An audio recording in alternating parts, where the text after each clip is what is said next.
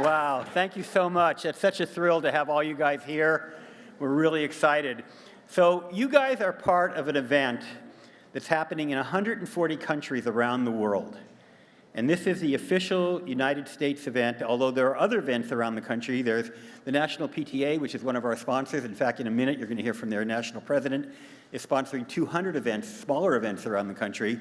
But this is the big national event, and we're so excited to have you. The event is being streamed, so if you have friends anywhere in the world, they could be watching right now. And there will also be a video that you can watch later, and we'll do a highlight reel and all of that great stuff. So you see the two cameras in back, you can wave to the cameras. And you're all famous. And of course, it's on YouTube.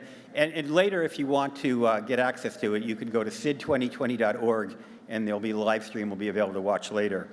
Another thing I want to let everybody know is how many people here, and by the way, it's okay if you have phones.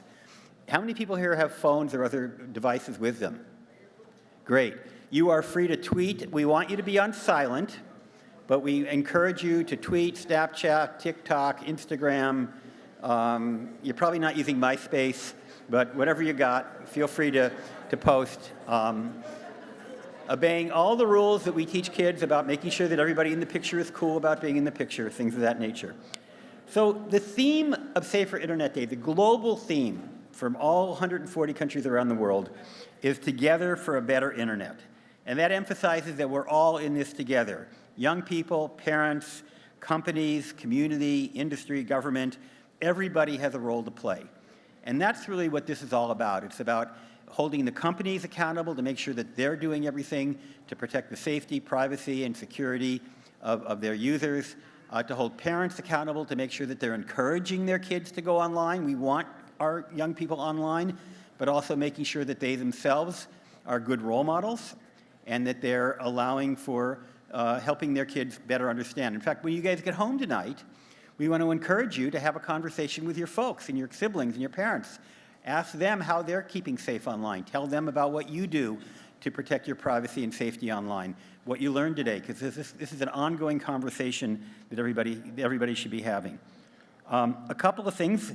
We have some great speakers today, and we know how hard it is to sit, so there are plenty of chances to get around, get up. We've got some amazing entertainment. You're going to hear Will Maggot, and if you recognize the last name as being the same as mine, yes, he is my son. But he is also an award-winning, world-class musician who performs all over the world, and it was really tough to, I'm not kidding, it was tough to book him. He's so busy, but you'll hear him later. There's also going to be an interactive activity run by our Director of K-12 Education, Carrie Gallagher, a veteran educator, and during that time, you guys get to contribute. So it's not just listening, it's also participating. There's a step and repeat outside. If anybody ever watched the Oscars, the Emmys, or the Grammys, you've probably seen all the movie stars in front of this big banner that has logos of their advertisers. Same here, we're no different. You guys are the stars. During breaks, feel free to take pictures in front of this step and repeat. And the hashtag for the day is SID2020. So whether you're on Twitter, where hashtags are, of course, there, but you can also put hashtags, as you know, on TikTok and Instagram and anywhere else. And there's also a Snapchat filter. So look for that Snapchat filter if you post for Safer Internet Day. Another announcement is for those of you who can, I know many of you are going back on buses early, but if you're here after 2:30, if you can stay, the museum will be open and free for anybody to participate after 2:30. I apologize that it's not open during the day, but that's because you're here at the event. But after the event, for those of you who can stay, and I know many of you can't, you're welcome to be in the museum. So we're looking forward to it. Again, excited to have you here. And I'd like to introduce our partner, Leslie Boggs, who's the national president of the National PTA. So you guys probably had PTAs at your school. She runs the PTA through the entire country as the elected president. Leslie, come on up.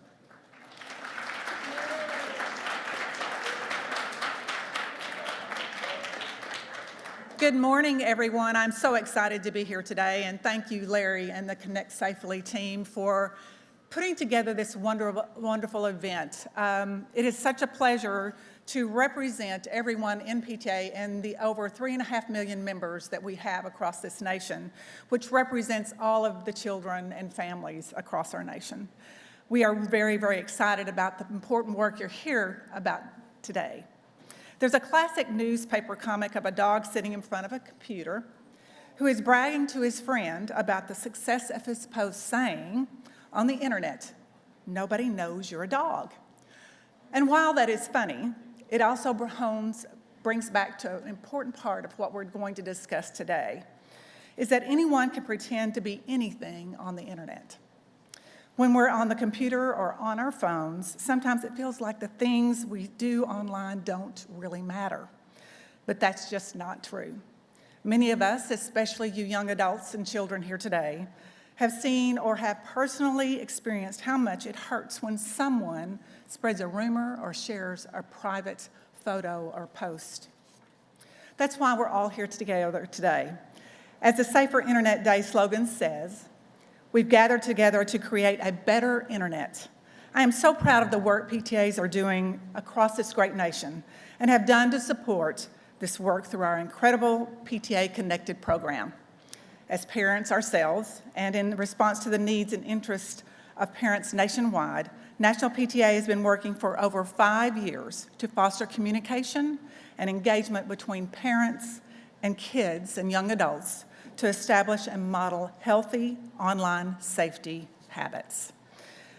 Through PTA Connected, our PTAs will be hosting 160 events throughout the country in celebration of Safer Internet Day. And we've already had some happening this morning in New York, and it's been quite successful. And we'll have over 100 more events happening throughout the year. I know that together, with the help of the industry heavyweights here today, we can make gaming, chat rooms, and social media apps a warm and welcoming as our living rooms and classrooms. I look forward to discussing all the ways we can make possible, and I thank you, Larry, I thank Rob with Google, and all of our partners here today. This is going to be a fantastic event, so thank you so very much. Thank you, Leslie. Before I introduce the next speaker, I want to make sure that thank our sponsors, supporters, who've been great, not just with their financial support, but their moral support and their help and their organizing. We'll start with Google, and Google is over on that side. You should visit the Google and YouTube tables. They've got a lot of great information. They've done a lot of great work. So thank you, Google, for your tremendous support. I want to also thank Microsoft for helping us financially with this event. They've been great. Norton LifeLock, they are a great sponsor, and they've been really supportive all along, so thank you. And they've got great security product. Facebook, you all know about Facebook, which includes Instagram. Again, they've been a great supporter of this event for a number of years. Twitter has been helping out by promoting the event through hashtags and various other ways, so great supporter as well. Comcast, also known as Xfinity, the cable and internet company, has been one of our sponsors. Snapchat, which has created a filter for today, as I mentioned earlier. Trend Micro, another security company, and they've got a great booth over here with a wheel you can spin to win prizes. So, and we're going to hear later from one of the Trend Micro people about how students can win and earn a substantial amount of money by creating videos, but I'll leave it up to them. TikTok, how many people are using TikTok? Well, TikTok is again one of our supporters, and they're here. And they're also sponsoring our evening program for families, so thank you, TikTok. And finally, NCTA, which is the Internet and Television Association. And I also want to shout out for the National PTA, you heard from their president just a minute ago, and for My Digital Tattoo, which is a local organization that trains schools on internet safety. They're our partner for our family night this evening. And now it's my great pleasure to introduce the mayor of Mountain View. We are in Mountain View. I know many of you are from other parts of the Bay Area, but Mountain View is our host, and Mayor Abhi Koba is here. Mayor?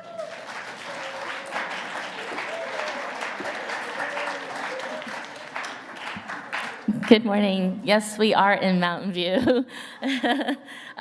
Thank you so much for having me. My name is Margaret Abhi Koga, and I am the mayor of the city of Mountain View.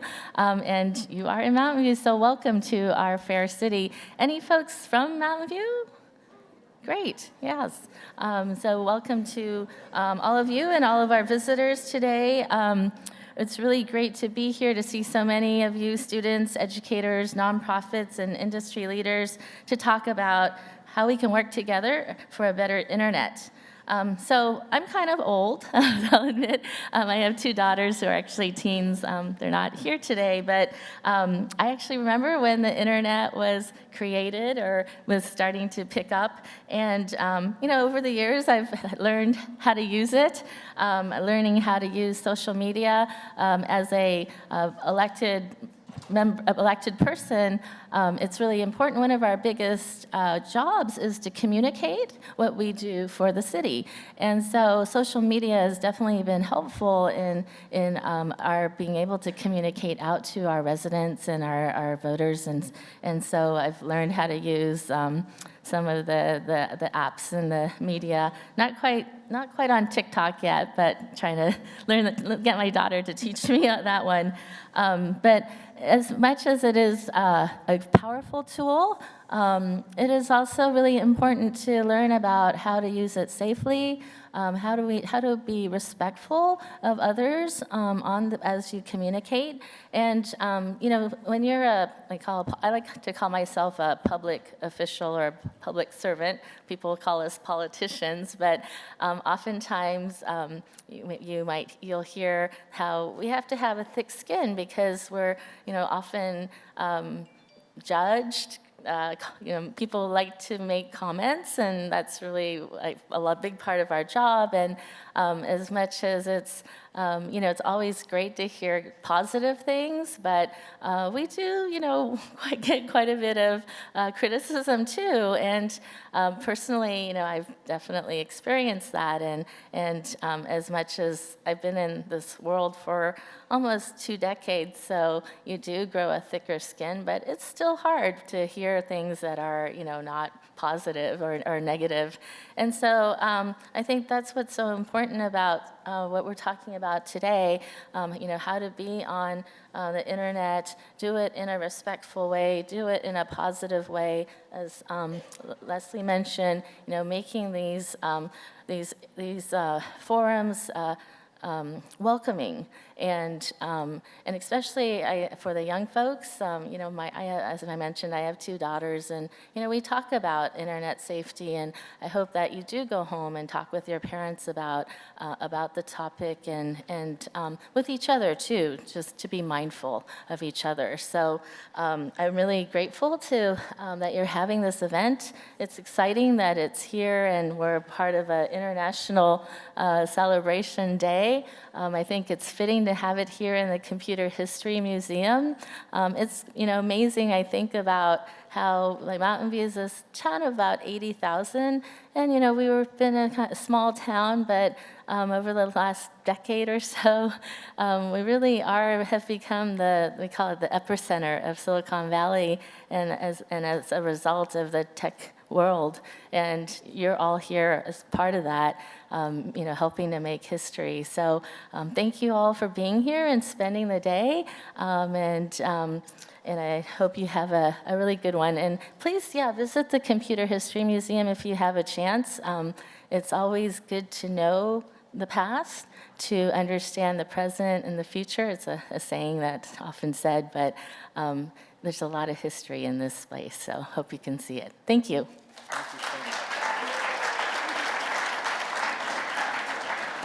Thank you so much, Mirkoga. So I'm really excited about our first panel. All of you in one way or another are creators. If you ever posted anything on Instagram or Snapchat or Facebook or anywhere, you're creating. But some people create in a professional manner, and they have special joys, special rewards, and special issues. And our next panel are a couple of creators from both Roblox, a Roblox developer, and someone who has both posted on TikTok and now works for TikTok. And the moderator of the panel is Tammy Baumuk. Am I pronouncing your name? Close enough. And I've known Tammy, even though I can't pronounce her last name, because I've always called her Tammy. We've been friends for years.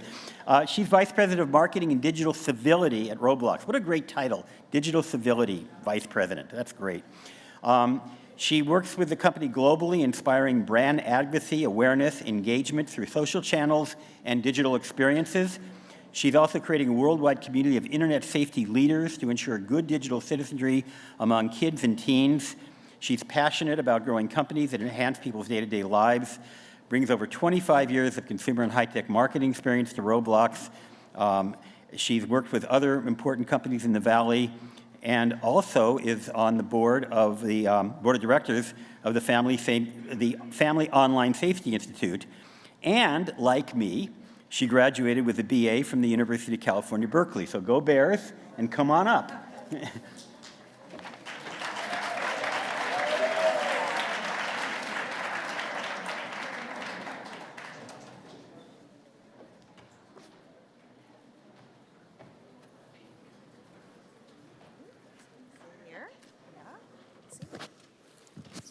Good morning, everybody. I am so excited to be here. I'm Tammy Baumick. I'm with Roblox, and I am so lucky to be able to host this panel with my esteemed guests. Kutsi, I'm going to try your last name here, Chikumbu. You got it. Did I do it? Yeah. Yes, that's it. And Ann Schumacher from Roblox. So Kutsi is from TikTok. And they are creators. Kutsi actually is both a creator and he is a leader of a team that helps manage and nurture and lead influencers on TikTok. I am actually going to let you guys give a couple of minutes on your own backgrounds and how you got into what you're doing. So, Kutsi, did you want to go first? Want me to start? Yeah. Great. Hi, everyone. So my name is Kutsi Chikumbu. I'm the Director of Creator Community at TikTok. People will be like, what does that even mean? It means I'm the person that leads a team that nurtures creators on TikTok. So who uses TikTok in here? Anyone? I love it. I love it. Yes. So we work with creators, we talk to creators and how to really elevate them. So all your favorite top creators on TikTok that you might, say a name, but also like the up and coming. And I also create as well. I have an account on TikTok, and TikTok's mission is to inspire creativity and to bring joy. So one of my joyful moments in life is that I love luxury candles. I know it's a very random thing to love, but I do. So I post about luxury candles under my handle, Sir Candleman, on TikTok, and I love being able to express myself in a world where sometimes a little negative, to have a little joy too. Hi, everybody. My name is Anne. I've been a creator on Roblox for several years now. I'm most notable for a game called My Droplets, which just recently hit 19 million views. Yes. Incredible. And I'm currently working on a game called Mermaid Life, which is an alpha. I'm pretty excited about it. It's a game based around fashion and obviously mermaids. And yeah. Yeah. So a little bit more, I would love to understand how you got to be where you are. So the definition of creators, I think that everybody may have a different definition of what a creator is. And I would love to hear from you what, creators are traditionally thought of as maybe computer science people, you have to code, that type of thing. And I would love to hear from you what you think of a creator. So to me, a creator is a person that's sharing an idea through a specific medium of their choosing.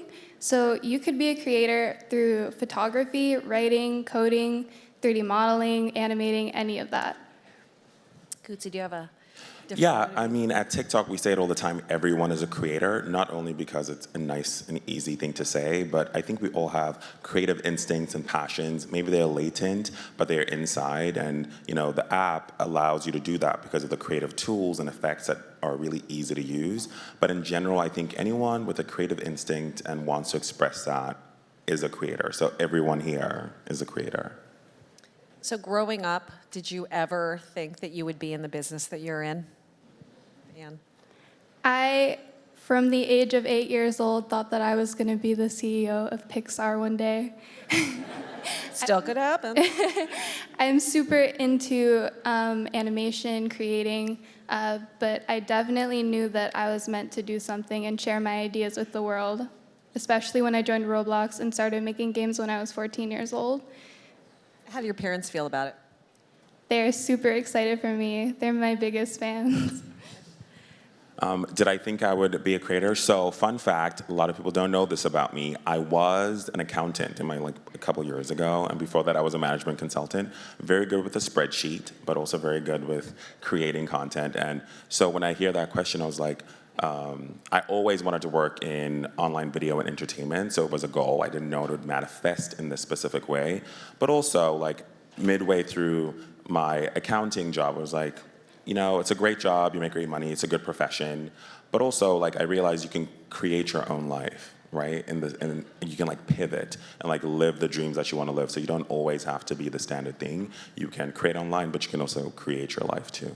So I think that, Anne, one of the stories you were telling me is both of your parents are engineers, right? And I think that maybe a lot of you in the audience, my guess is your parents are in tech in some fashion, given living here. So you may be able to relate to this, and that her parents wanted you to be an engineer or something like that, right? Yeah, so my parents, from a young age, they put me in HTML, and they wanted me to be a programmer and eventually work for them. I did not want to follow what my parents wanted me to do at all. Does this relate to anybody? No. But being a creator on Roblox, I felt like I could express myself artistically, which is what I really wanted to do. And I realized that I did want to be a coder. So eventually I did follow that path. Okay. So both of you have found success in what you're doing, and hopefully personal achievement as well.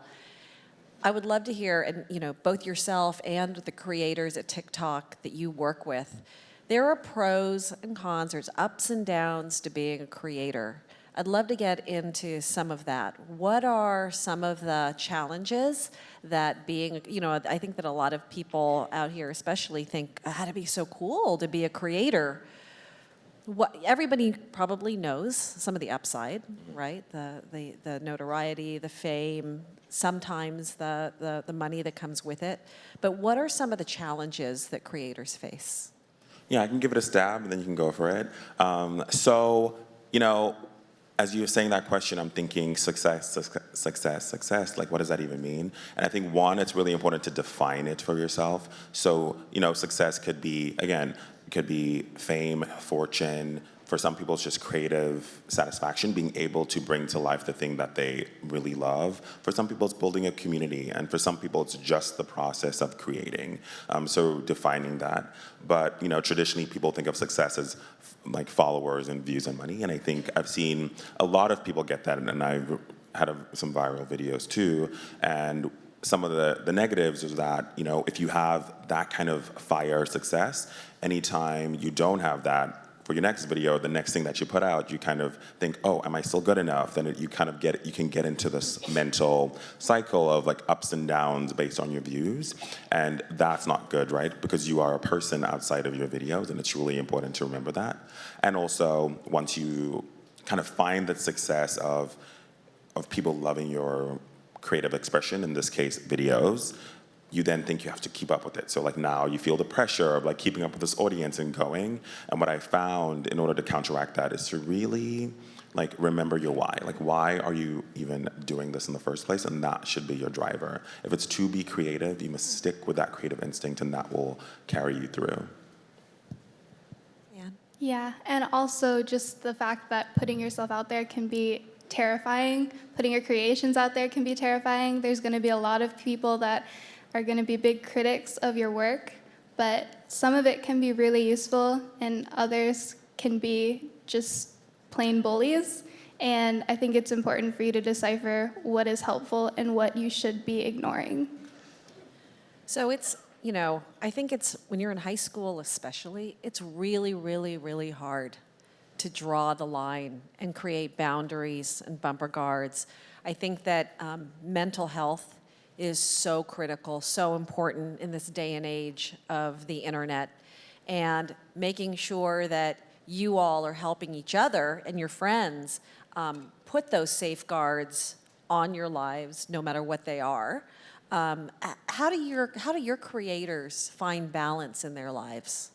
Yeah, so I have the privilege, again, of speaking to creators every day, and I think there are a number of tools available to them. that we encourage creators to use. And for a place like TikTok is a platform, a content ecosystem, if you will, and a creator ecosystem. So the place you want to start with TikTok and any platform is with the community guidelines, which you probably see them pop up here in a notification or on the website, and they're referred to in app. These are the rules that govern the content that we want on TikTok and the content that we do not want on the platform, since we're trying to keep a safe, positive, fun place for people that are creating and people that are watching. So as a creator, it allows you to know for yourself when you're posting what maybe you're going into a little bit of the gray area. I should maybe not be posting this.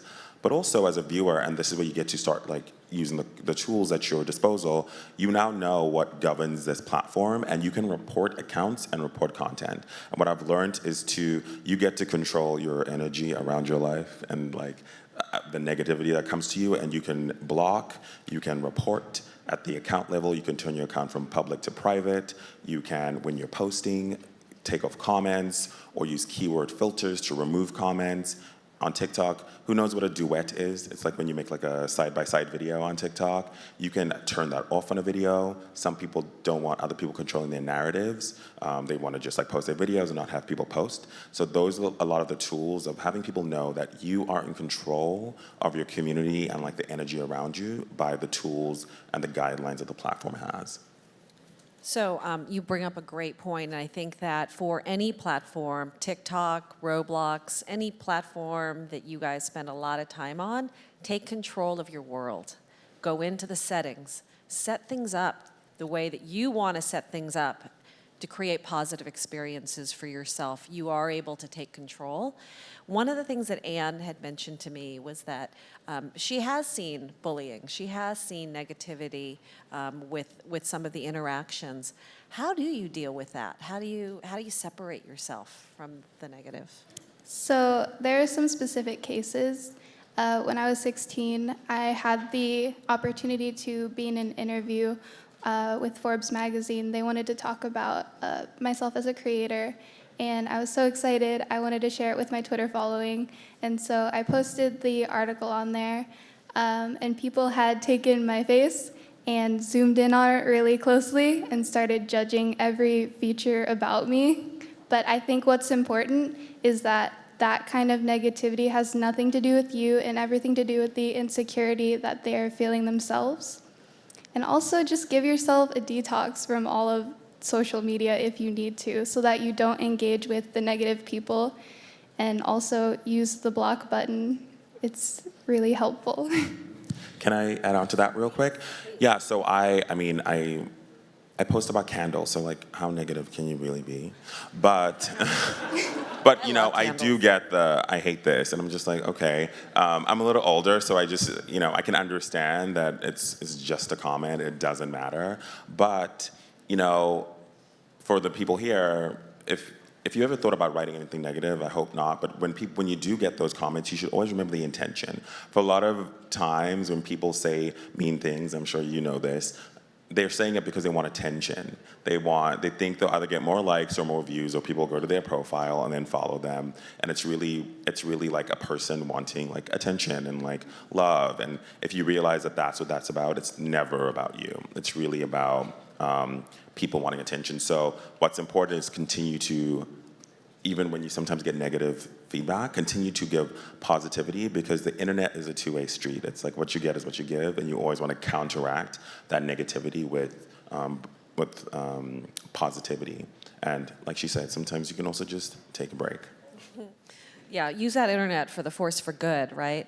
So I would love to get a hand raise from you guys. I'd love to get a sense for how many of you actually go into the settings and do exactly what Kutsi and Ann are recommending. Either take a break, block, or just take some time away from your devices and your apps. Can I see a show of hands who actually do that?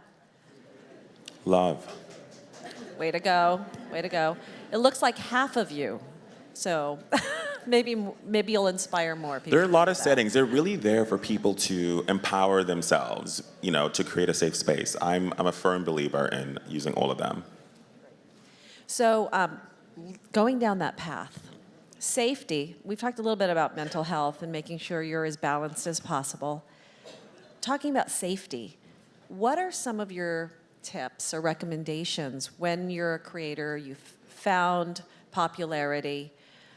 What are some of the things that you can do now that looking back that you may have done before to keep yourself safe? So, because of that Forbes article, my full name had gone out into the public when I was kind of like a smaller developer. I really regret that. I wish I had used a false name because it definitely makes me feel less safe. So if you do plan to be a creator and put yourself out there, I would really recommend just like having a separate online identity versus an in real life identity so that you can protect yourself always. And, working with some of the top creators at TikTok, when people was like, oh my God, remember like a year ago, you were here and now you've become so successful depending on your goal. One of the things that I hear time and time again is like, I really wish I had, I'm gonna harp on about these tools, but I really wish I would have like set up keyword filters. Like it's really easy to just like block out negativity because you don't need it. And that's like the number one thing. Or like I wish I had, disabled comments on some videos because I was just sharing. I didn't need that feedback. So setting it up early in your journey can prevent you from, feeling the kind of the negative side effects like later on. Because you don't need that. And do a lot of TikTok influencers actually use their real names, or do they go by usernames? Or it's a combination, actually. That's a good question. We always talk about what's like a great we say handle or username. What's a great username? Depending on if you want to be like a big star. A lot of the people use their names. Some people use stage names, or like a what do you call a stage name? Like a username. Just a username, like that they come up with. That's not their name. It depends. I think it depends on if you're like a gaming creator, or a fashion creator, or a travel creator, I think having something to do with those categories helps. But if you're more of a personality, then you kind of want to lead with your name because that's what you're trying to do. So creators are super popular now, and moving forward, what's the future look like for you, for the creators that you work with, for yourself? What does the future look like? Is this a long-term thing? What's the future look like in 5 years? Oh, sorry. No, go for it. So this year I'm actually starting my own company for game development, and I'm going to be hiring a That's full amazing. team. I'm pretty excited about it, but that's basically what the future is looking like for me right now.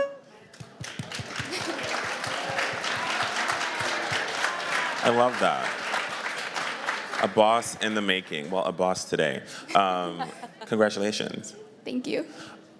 For creators on TikTok, what we're starting to see, what's really exciting is, I think TikTok created a place for what I call low-stakes creativity. Like everything, I think, and everywhere else that people posted, I think had kind of become an ordeal, like a production. And I think the stakes are too high, and everything's a highlight reel, and TikTok really helped you go back into that inner creativity and like the passions and things you have. So for 2020 and beyond at TikTok and around creators that I talk about, and for me too, it's about leaning even deeper into your passions, like the travel content, the really creative art, the fashion, the vlogs, the food. Like everyone can be a food creator. Like we could all be Jamie Oliver if we wanted to. And I think people kind of getting back into that feeling of making videos that bring you joy, and that's also what TikTok stands for. So I think there's a super long-term play. So do you think it's here to stay? Absolutely. I think because it brings joy, but it also brings information. And I think when you have that good intersection, it's like now meaningful to your life. So platforms like Roblox, like TikTok, spend a lot of time on safety measures to make sure that people have options to set up their experiences the way that they want to set it up to hopefully create more positivity.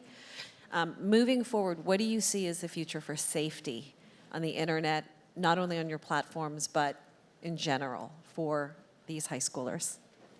Yeah, I think one is to continue to have the conversation about you are in control. I think for the longest time, we always thought like we are at the mercy of the people that like see our accounts and our content and our creation. And at TikTok, it's really about letting the community know that they have all of these tools at their disposal. So I think one, continuing that conversation, really empowering the user and the creator to like own their own narratives and their own safety circles is one. I think continuing to build the tools that enable people to do that. I think there's so much that can be built on top of what's been set up now, so that we continue to have a safe, positive, fun environment, which, you know, furthers our mission to inspire creativity and bring joy. You can't do that if you're not safe. Anne, do you have any thoughts on Yeah, it's really up to the voice of the community because these platforms want to hear your feedback and they want to create a safe environment for you. So the louder you speak, the more you'll get done. Great. Well, I think we have a few minutes left, and I would love to answer some questions because I'm sure you all have some questions for these amazing creators. How many minutes do we have? How many questions do you think we have? 4 minutes? Is that what you said? 5 minutes. Great. Perfect. So does anybody have questions? Raise hands. Yeah? Do you have the... All right. Great. No applause necessary. It's okay. So in terms of TikTok and safety, like what if somebody makes, this isn't a personal experience, but I've heard of somebody making a TikTok of someone without their permission. If somebody didn't like that, how would they go about, you know, taking that down in terms of safety, especially if they don't know the username or anything like that?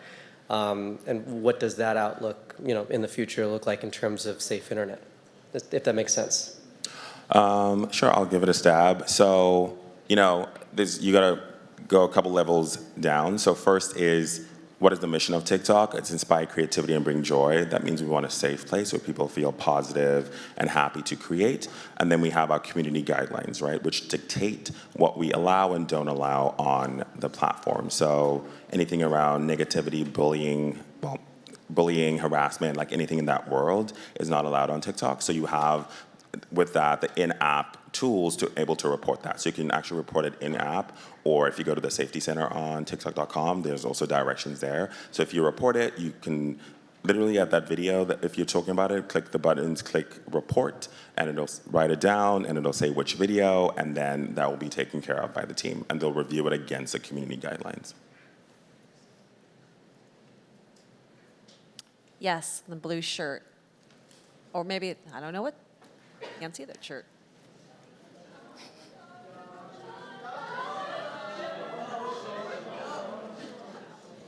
Can I get free Robux? Well, I'll address that one. For all of you, there are no free Robux. Yes, and so I would have to say that anytime you see from a safety and security standpoint, there are a lot of apps and things like that talk about free Robux. Don't get tricked. It is against our terms of service to give out free Robux. So just to be aware and be savvy that there are no free Robux. So that's what I meant by that. How about another question? Oh, right here. Oh, Yes, let's maybe. Oh, sorry, great. So what's your guys' salary? That's confidential. Okay, well, I know that Anne, you've answered this in certain ways before. We won't talk about actual numbers here, but I'm earning a living right now. I'm feeling very confident in the future, so I'm pretty happy with what I'm doing. And I mean, I work there, so I get paid what I get paid. And then for creators, you can make, some people just do it for fun. So for some people, they're not looking to monetize. And then for some creators, they work with a lot of brands that are on TikTok, and they can make a range of dollar fees for their branded content. But that's between them and the brand, so I'm not really in their deals. yeah, and at Roblox, since we are 100% user-created content, it's a very long tail. So we have very successful creators that are truly making a living. They're putting themselves through college, and they're very comfortable. But that is a small percentage of the total community. But a lot of our developers that we're focused on is making sure that many of them can earn a living if they choose to pay attention to their creations full time. Okay.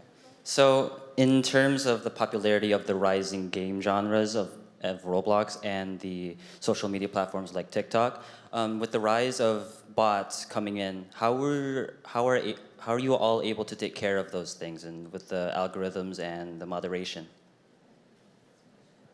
Yeah, not really my area of expertise. So we have teams really set up to do moderation, a combination of moderation strategies, technology, and policy to address those.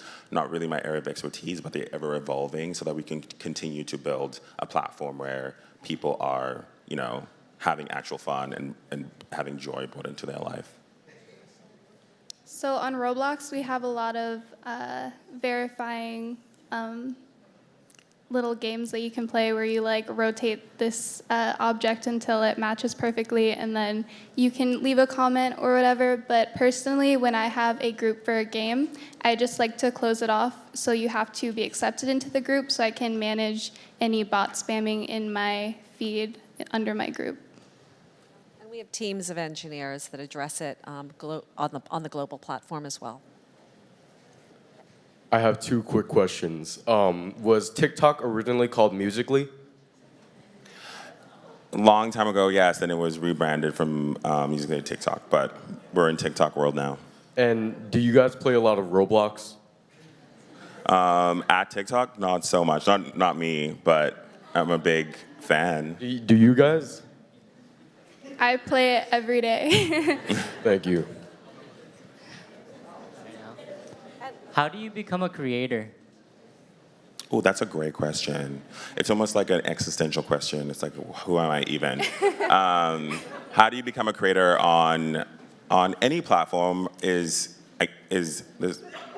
I talk to creators every day, and people are like, how do I become successful? It is to just begin. So if you have an idea, you must start. Like, you're not going to become this thing that you imagine in your head if you don't, in our world, click the little plus button and film your first video and put your effect and your caption and post it. And then two, making sure you're consistent. And lastly, making sure, actually, number one, have a reason and a vision, and that's how you become a creator. It's not like some magical thing. So I think a lot of times people see super successful creators, I create, and people that you might know on the internet, you're like, how do they even do that? They started from day one of just their creative expression and then continually going for it and putting themselves out there and adjusting as they go, because it is a long journey to reach that kind of creator goal. And additional thoughts on how to become? So if they wanted to become you, how would they start that journey? Well, for me, I found something that I was very passionate about, and I just kept going and didn't give up regardless of any failures that I had, because every failure is really just a learning experience. And everything you do beyond those failures will be better and better.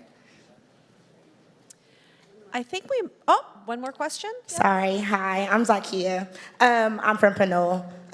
Is there something that you wish you would have known when you were younger that you know now?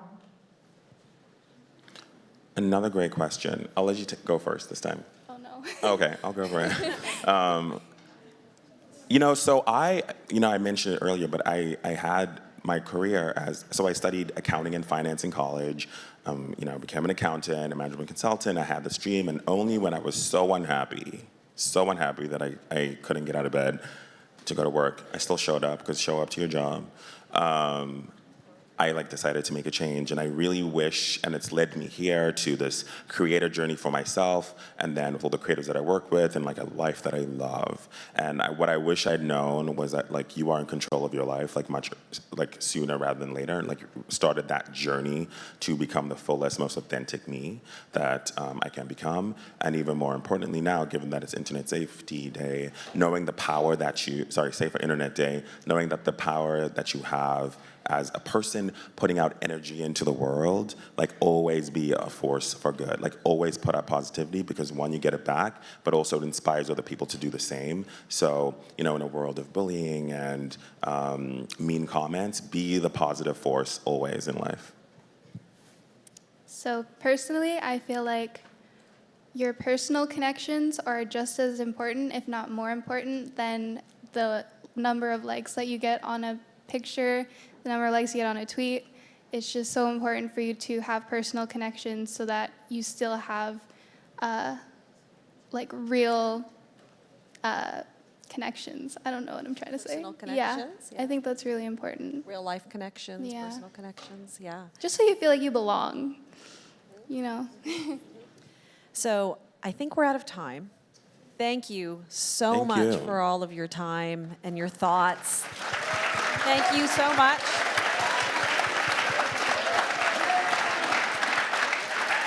So one parting thought for all of you. Remember, you guys are all creators. You guys are all a powerful force for good. And I can also speak for Roblox and TikTok. The majority of people are kind and good. Any sort of negativity that you see is a fraction. So remember, be that force for good. Thank you. Thank you.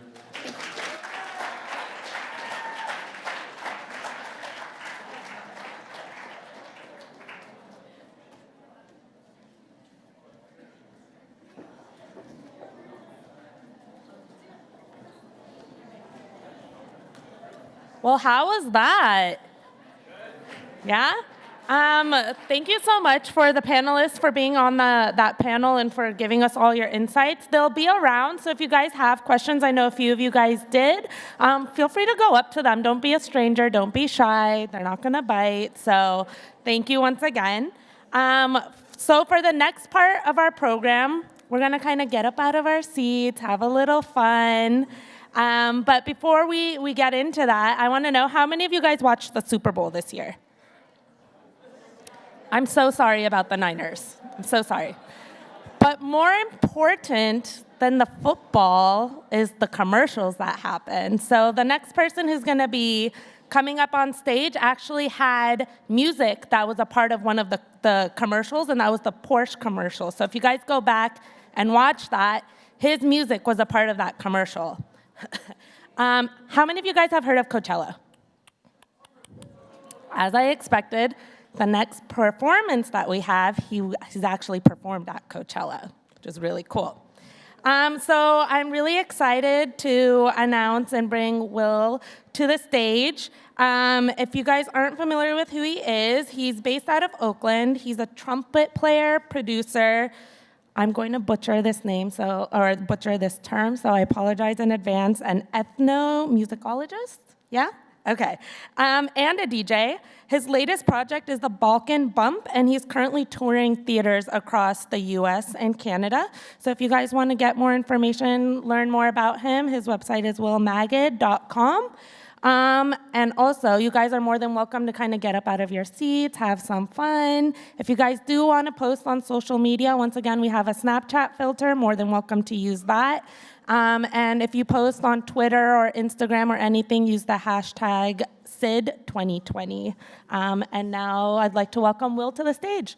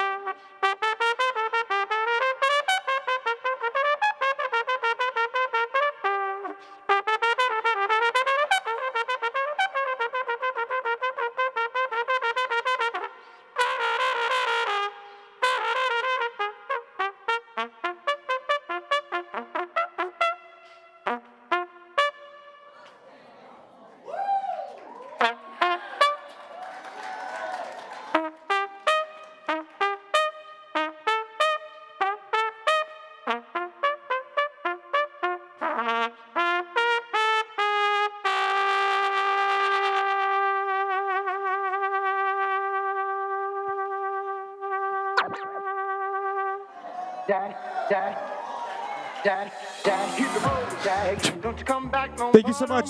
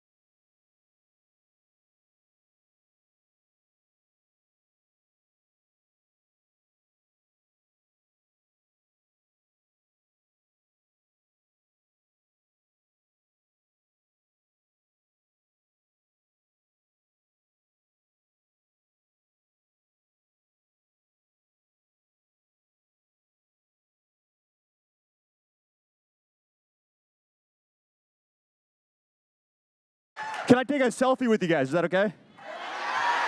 Can I get everyone just to stand up for this? All right, here we go. Woo. Actually, can I get one with you? I think I need someone else's. My phone is actually out of memory. It's a shame. Has anyone been there before? Oh, thank you, Catherine. This is my sister, Catherine. She's an amazing teacher. Shout out to Beechwood, by the way. Let's do this one more time. Here we go. 3, 2, 1, selfie. Wait, this is a really nice chair. I don't want to mess it up, but I gotta get enough height to get everyone. There we go. Just about everyone. Thank you so much. My name is Will. I'll be around. Love you.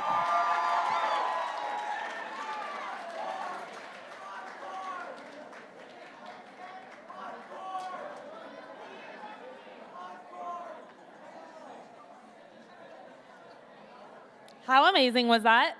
One more round of applause. I know we have a couple of other schools here as well, so thank you, Woodland, Gunn. Who else is here? Shout out. All right, so we're going to do one of 3 raffles. So as I gave this all to you at the beginning of registration, pull this out.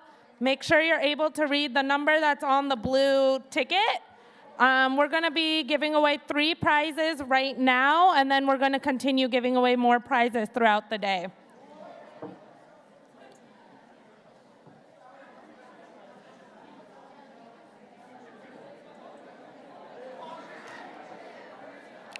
Are you guys ready? Yeah? All right.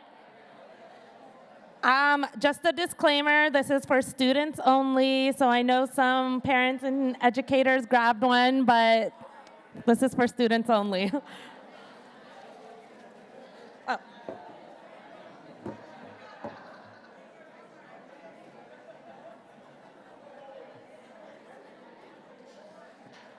So the first prize that we're giving away is the Skull Candy wireless headphones.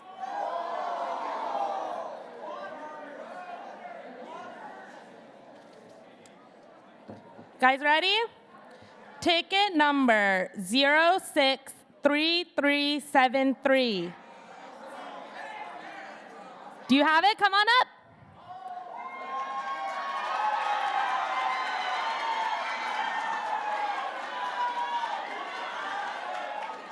Can I see your? Perfect. Here, come up on stage so we can take a picture.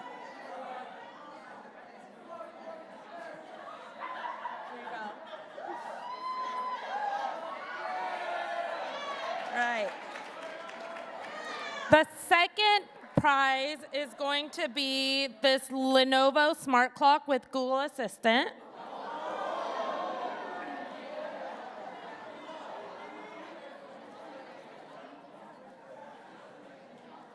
All right, ticket number 063488.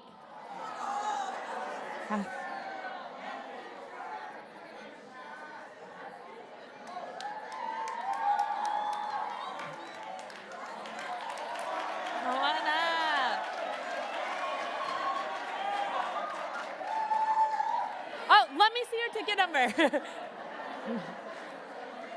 Wait, okay. All right, the last one that we're giving away right now is this Lumi Charge wireless charging dock with a lamp.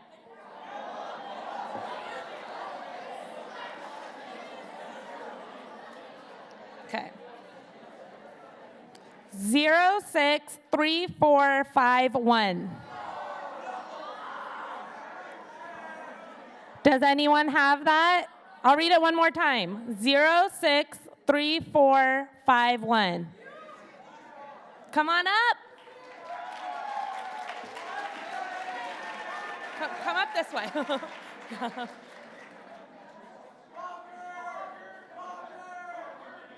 Congratulations. He's going to take a quick picture. All right.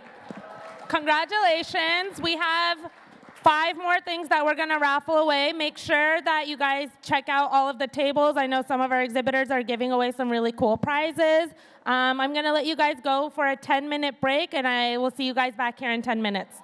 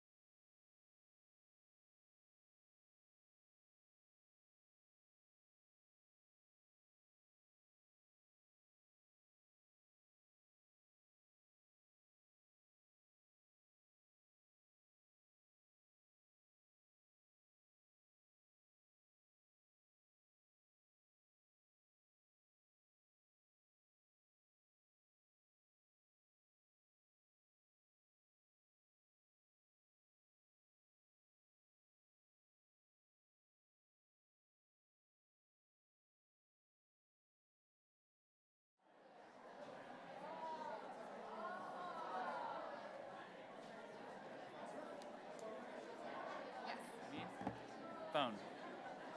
Man, that was horrible timing. Of all the moments to run out of memory. Oh, for real? Is that what happened?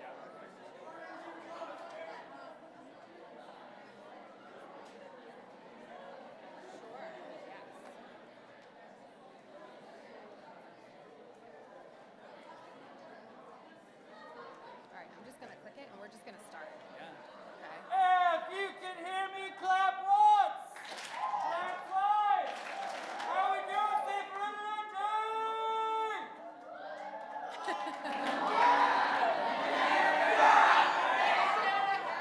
One more time. How we doing, Safer Internet Day? One more time. How we doing, Safer Internet Day?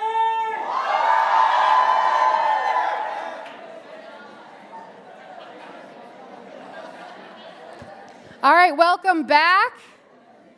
I have some great news before Matt and I introduce ourselves. Firstly, during lunch, Will Magid is going to be at the Step and Repeat for photos and autographs, so you'll be able to see him there. In the meantime, we have a pretty great activity that we're gonna do with you today, but firstly, a brief introduction. My name is Carrie Gallagher, and I serve as the Director of Education for Connect Safely. I'm from Boston, and I'm an assistant principal in an all-boys school that serves grades 6 through 12. And my partner for the next hour is Matt. Matt Soth, I am the co-founder of #ICanHelp based here in California and travel over the US talking about internet safety and other fun stuff online.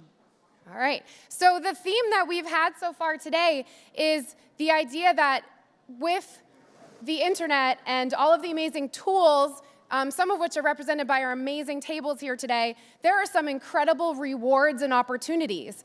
And also there are some risks, and you heard some of the risks being discussed by our panelists earlier this morning. We're gonna ask you to think a little bit more about that during our activity today. Matt and I and a couple of others around the room will distribute to you one of these handouts, and on it you'll see an invention or innovation that's actually displayed at an exhibit here at the Computer History Museum, a little bit of information about it, and then some questions for you to answer about it. You're gonna do this in groups, and Matt's gonna talk to you about how to get into those groups in a moment. The questions that you'll be answering are, why do you think this particular invention was invented? What were the rewards that the inventor was hoping for? And what are the potential risks or unintended consequences of this innovation? Yeah, so once you guys hear this is the important part. If I could have your eyes up here. In a second, when we have you guys get into groups, we're gonna come around, someone's gonna give you a sheet. And on that sheet, all we want you to do is to read about your innovation. There's a link on there. Someone has your phone, pull it out. Go ahead, open up that link if you want to read some more. And then have a conversation about the innovation, looking at these specific questions here. So in a second, are we ready to break them up? Yep. When I say go, what I would like you to do is stand up in your area, find 3 to 5 people, and just link up arms. They just became your new BFFs. In a second, whoa, hold up, slow your roll. #overachievers, but I like it. I feel the love back there. With that, stand up, 3 to 5 people, link arms, new best friends. We will bring you a sheet when your arms are linked. Thumbs up if we understand. Thumbs up. Ready, set, go.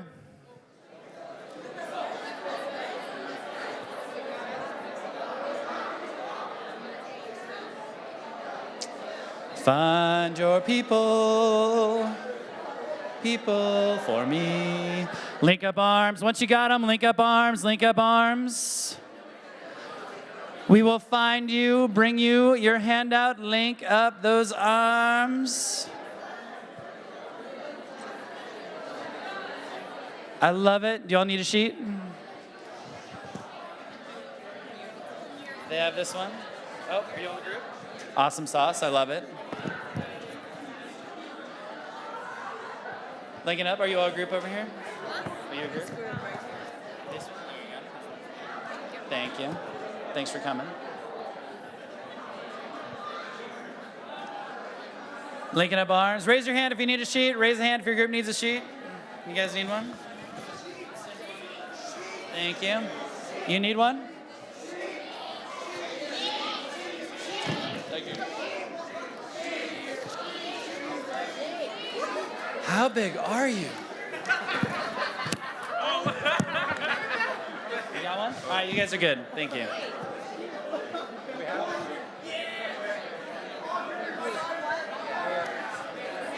Thank you.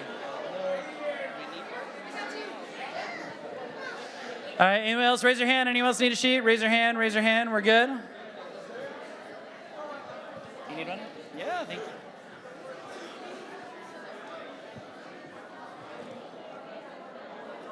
I think like 8 minutes. All right, we got about 8 minutes. 8 minutes, go ahead and read the sheet, discuss it.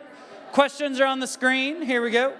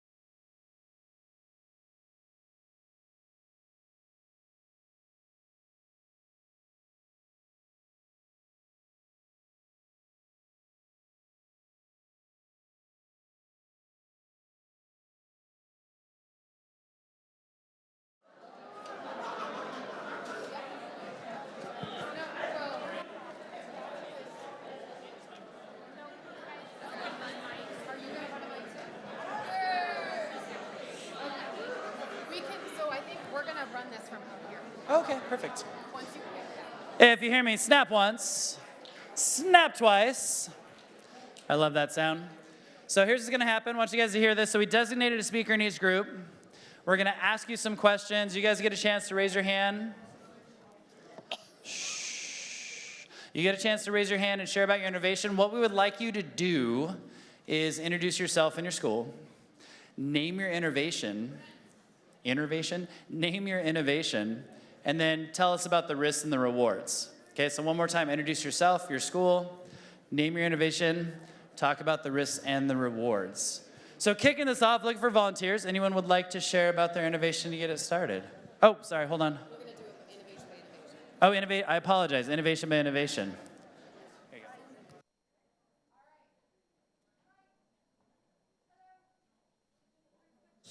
Hello. All right. So if you are the speaker from a group that had this innovation, can you raise your hand for me?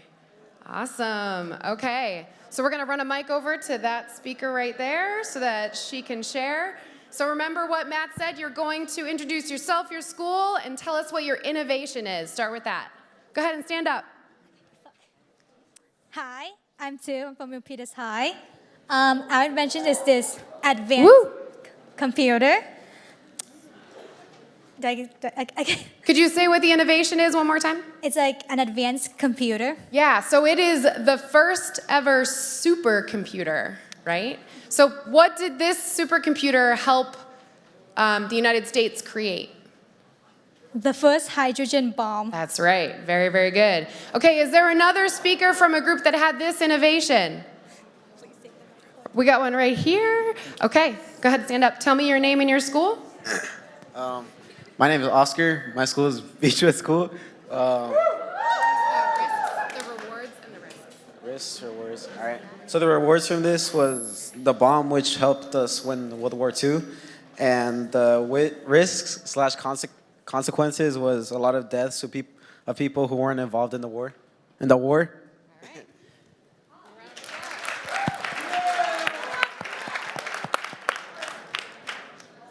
All right, who has this innovation right here? Anyone have this innovation right here? We got a hand right there. Go ahead, your name, your school. What is this innovation? Hi, I'm Alyssa. I'm from Milpitas High School. Alyssa? This software is the DAC1 software that General Motors use to create cars.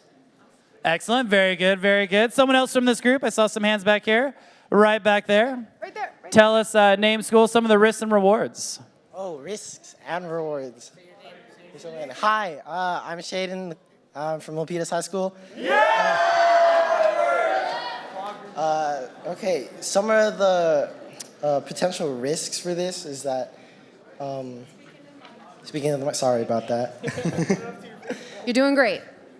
Some of the potential risks is that, well, just graphic design software in general can be used now as a way to create false stories or steal people's other creations by editing what they've made. Great. Yeah. All right, good job. All right, this is our next innovation. Raise your hand if you're the speaker from the group who had this innovation. All right, here we go. Name, school, and tell us what it is. Hi, my name is Lena. Our innovation is the synthesizer. The synthesizer was invented to make music studios more portable and convenient. Very, very cool. Awesome. Thank you so much. All right, right here, tell me your name, your school, and the rewards and risks. Hi, my name is Shania, and the rewards of this innovation would be to make sick beats, and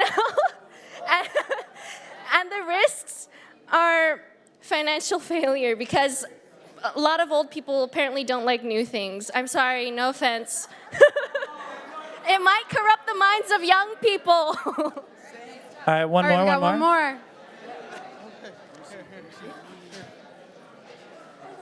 Oh, what's cracking? I'm Jeremiah. Let me see. These innovations allowed the general public to make music in the comfort of their own home. Rest to many SoundCloud rappers. All right. All right, have a good day. All right, thank you. We're going to go to the next one. All righty, who had this one right here? Next one up. Oh, we got one back. Someone had this one. Who's got this one? We got a hand. Where are we at? Oh, in the back over there. Do we got a mic?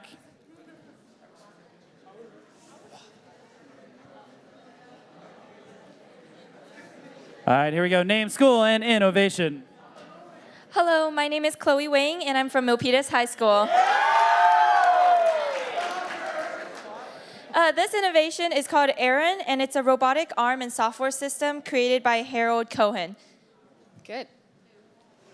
Tell us, while you're up, tell us what it does. Sure. This robot is able to draw a drawing, as you see on the right. The beginning system was only able to draw sketches, but now it's able to do the full color. Very good, thank you. Who else had this invention and wants to share the rewards and risks? Right behind you. Thank you. My name is Carlos. I'm from Kennedy High School. And then, so this innovation was to create freehand drawings.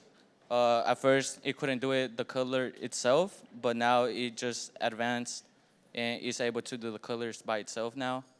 Some of the words that it came out, well, the invention came out with, was it could create art only by itself, like it didn't need anybody to depend on. Some of the potential risks that it came with was who to give credit to at first. Yeah. Yeah. Yeah, so when an invention becomes the creator, is the machine the creator or is the inventor of the machine the creator, right? What? All right. What? We good? Could you repeat that again? Oh, no, you're good. You're good. Yeah, thank you. You did a great job. You did a great job. It was a rhetorical question. Matt, do you want to introduce this next one? All right, we got one more. Oh, the hand went up fast. Here we go. Hi, I'm Moses Rodriguez from Milpitas High School. I'm from DBA.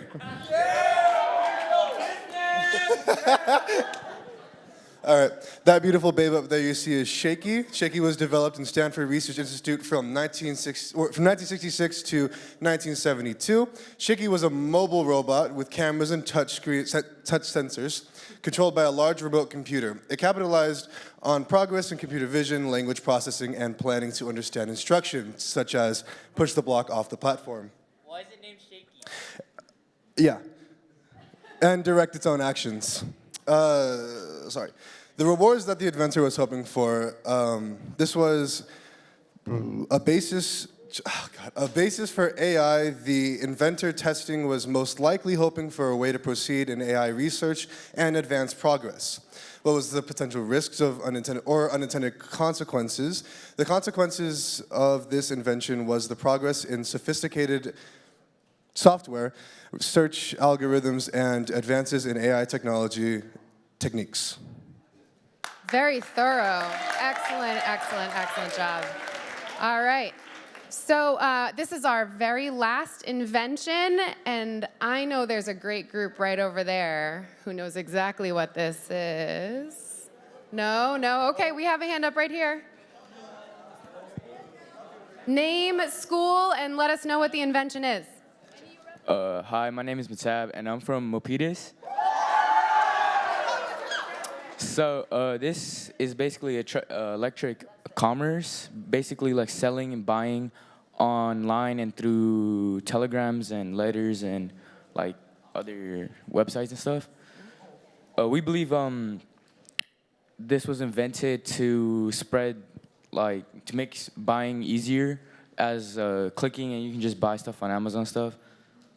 And the bad thing about this was basically that you can get spammed emails about like just, you know, you can get spammed, like buy this, you know, you can get scammed and stuff, I don't know. Yeah, no, you did great. Yeah, thank you so much. I think we have another over there. We do. Awesome. Hey, what's good, y'all? Hey, my name is Real Face Benny. I go to New Valley High School. Why was this invented? Is because to stop unwanted mail to getting in our inbox. Shit, the rewards probably like advertisement or something, sales, and potential risks. Shit, I don't know, but like, but yeah, that's it. Oh, follow me on the gram, Real Face Benny. Yeah. You guys did such a great job. All right.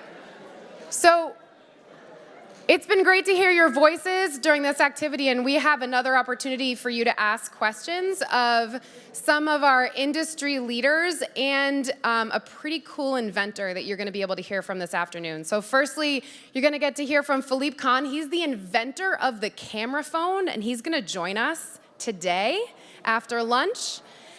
You're also going to get to hear from a panel of industry executives from companies like Google, Facebook, Instagram, and TikTok.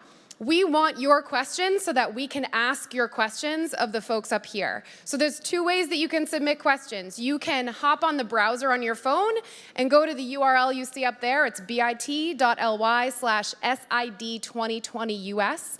Submit your name and your questions for a chance to get your question asked up on the stage. Or if you don't have a phone, raise your hand and we have some index cards that we can hand out. You can write your name and your questions. Raise your hand again once you've written it. We'll collect them. And Matt and I will take a look at the questions, and the best ones will be asked this afternoon. Yep. And this is your chance to think in terms of, we talked about unintended consequences and all these inventions, right? There are good intentions behind them. Stuff has come up and developed. And so you have a chance to talk to people directly on these platforms and kind of get insight on what stuff's happening. Like what is TikTok, Google, Instagram look in 5 years? What are things that they've had to adjust over the last 5 years, right? Reporting, like most recently Instagram talked about getting rid of likes.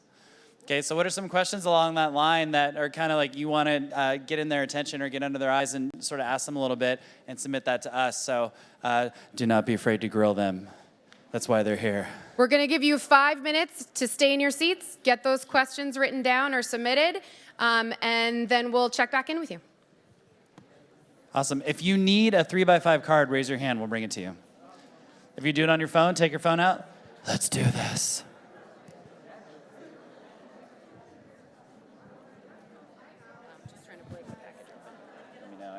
Do you have something you can, yeah. You need to take half, start handing those cards out. Yep. Perfect. How many? This one?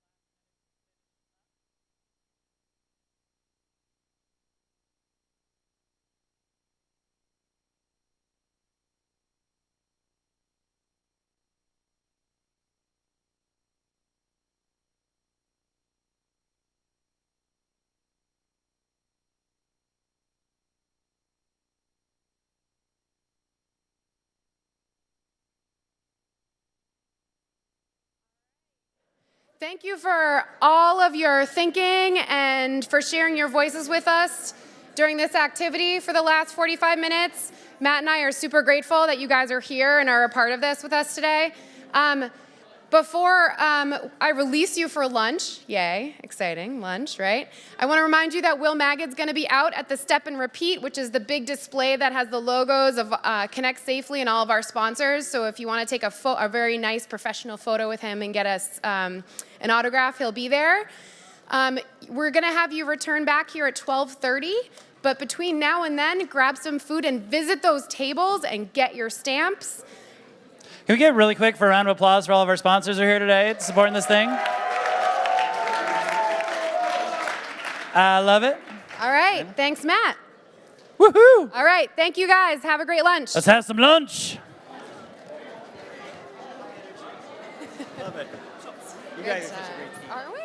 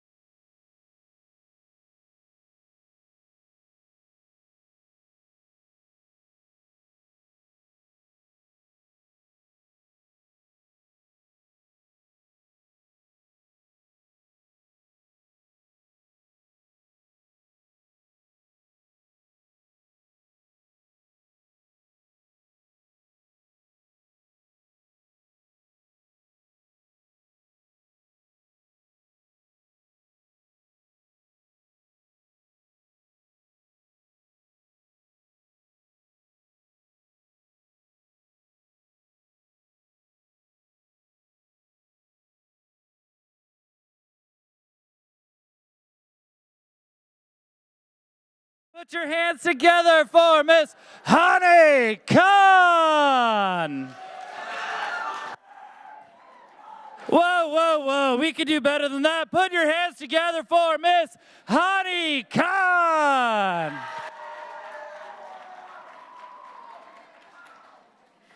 Thanks, Matt. I think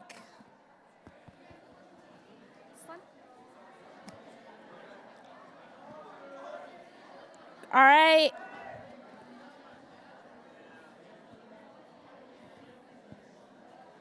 Come grab your seats. Is the mic on?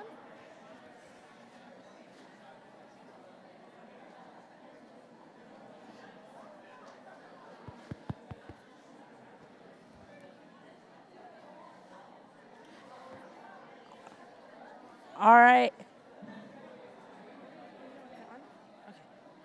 All right, welcome back. Can you guys hear me? Okay, cool. I think that was the best welcome I've ever gotten in my life, so thank you for that. We're going to do 3 more raffles, and then the grand finale will be some really awesome prizes. So stay tuned for that. We're going to do 2 more giveaways later this afternoon after we have our wonderful panelists. So are you guys ready with your raffle tickets? Yeah? Seems like there's a lot of energy from that lunch. I love it. All right. First thing we're giving away, another Skull Candy headphones. 2 headphones.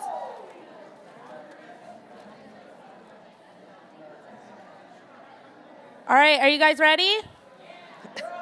063492.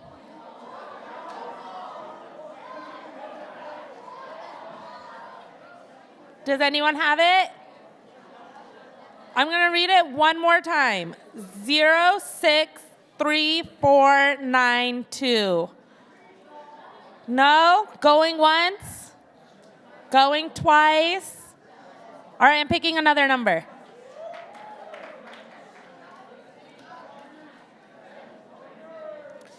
Zero 063381.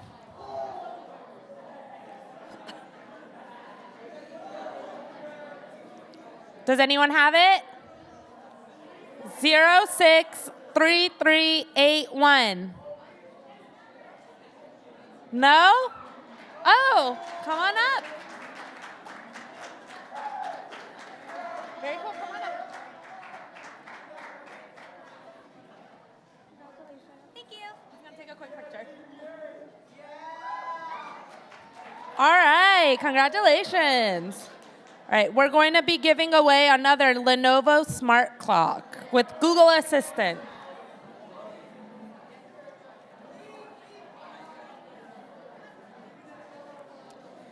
Zero 063380. Come on up.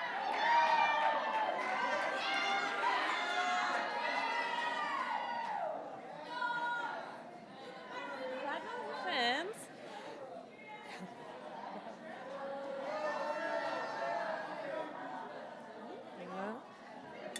All right, the last prize we're giving away right now, but don't worry, there's 2 more coming later, is another Lumi Charge wireless phone charger with a lamp. All right.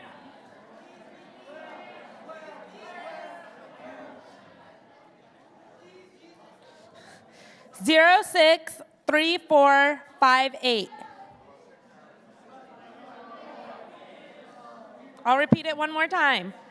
063458. No, going once. Going twice. I'm choosing another number.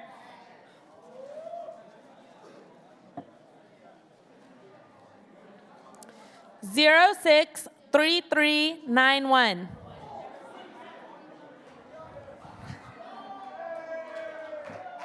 Come on up.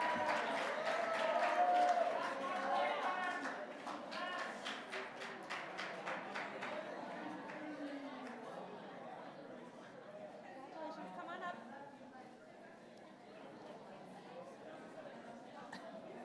Congratulations. He's going to take a quick picture. All right, that's it for the raffles now. I'd like to welcome Larry to the stage.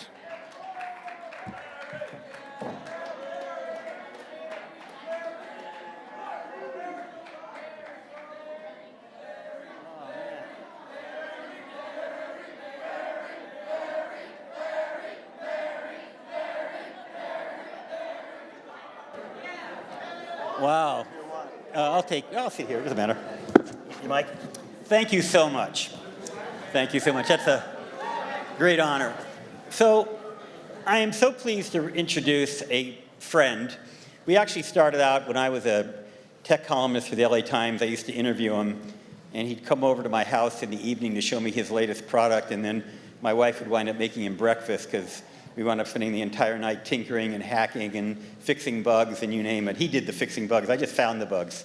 But anyway, it's Philippe Kahn, who is a serial inventor and entrepreneur. I met him when he was CEO of Borland International, which is a major tech company in the 80s and 90s. Since then, he's founded numerous companies. His current company, which we'll talk about in a little while, is called Full Power, and they make technology that monitors and helps you sleep. And we are going to talk about wellness, because sleep, as Philippe knows, is probably one of the world's leading experts, is very important. But he's best known for inventing the camera phone. But here's what people don't know.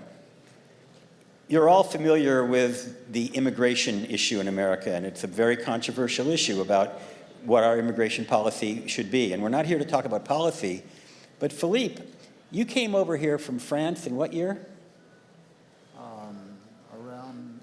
Around 1983, something I got, and I was 28 years old, I think, about that, and I came on a tourist visa. And I had no money, and but what I had is an advanced degree in science, and having built software and sold software to an American company at the time, and made a little money doing that. But I came here on a tourist visa, looking for work, like a lot of people, and living in San Jose on Stevens Creek Boulevard above a computer store. And that's how I get started here. I spent about a year there. And the first thing I did is I soldered printer cables. I made printer cables for a computer store. And so at the time, you don't know this, you guys don't know this, but at the time, every computer and every printer were different. And so every printer and every computer wanted a printer cable, because that's the only way you could connect. There was no such thing as a local area network or Wi-Fi and all that stuff. So you had a cable, and you plugged in a cable into a computer, into a printer. And everything had to be custom. And so that little computer store called Horizon Systems, that was run by a family of Mormons who rented me a bedroom on top, were selling those cables that I was making. So I was making a cable for $25, and they were selling it for $100. And I was making a lot of cables, and you know, they were complicated and et cetera. And gradually, they started expanding those cables and selling it to others. And I started hiring help from people who were day laborers, teaching them how to solder cables and make cables. And I had 2 or 3 people making cables, and that's how I got started. While we were making cables, I was doing some software consulting, because I had that knowledge for companies like Hewlett-Packard and Osborne Computer, helping them with their operating system and try to make a living and put my feet on the ground in Silicon Valley, because I came with nothing in this country, like a lot of people.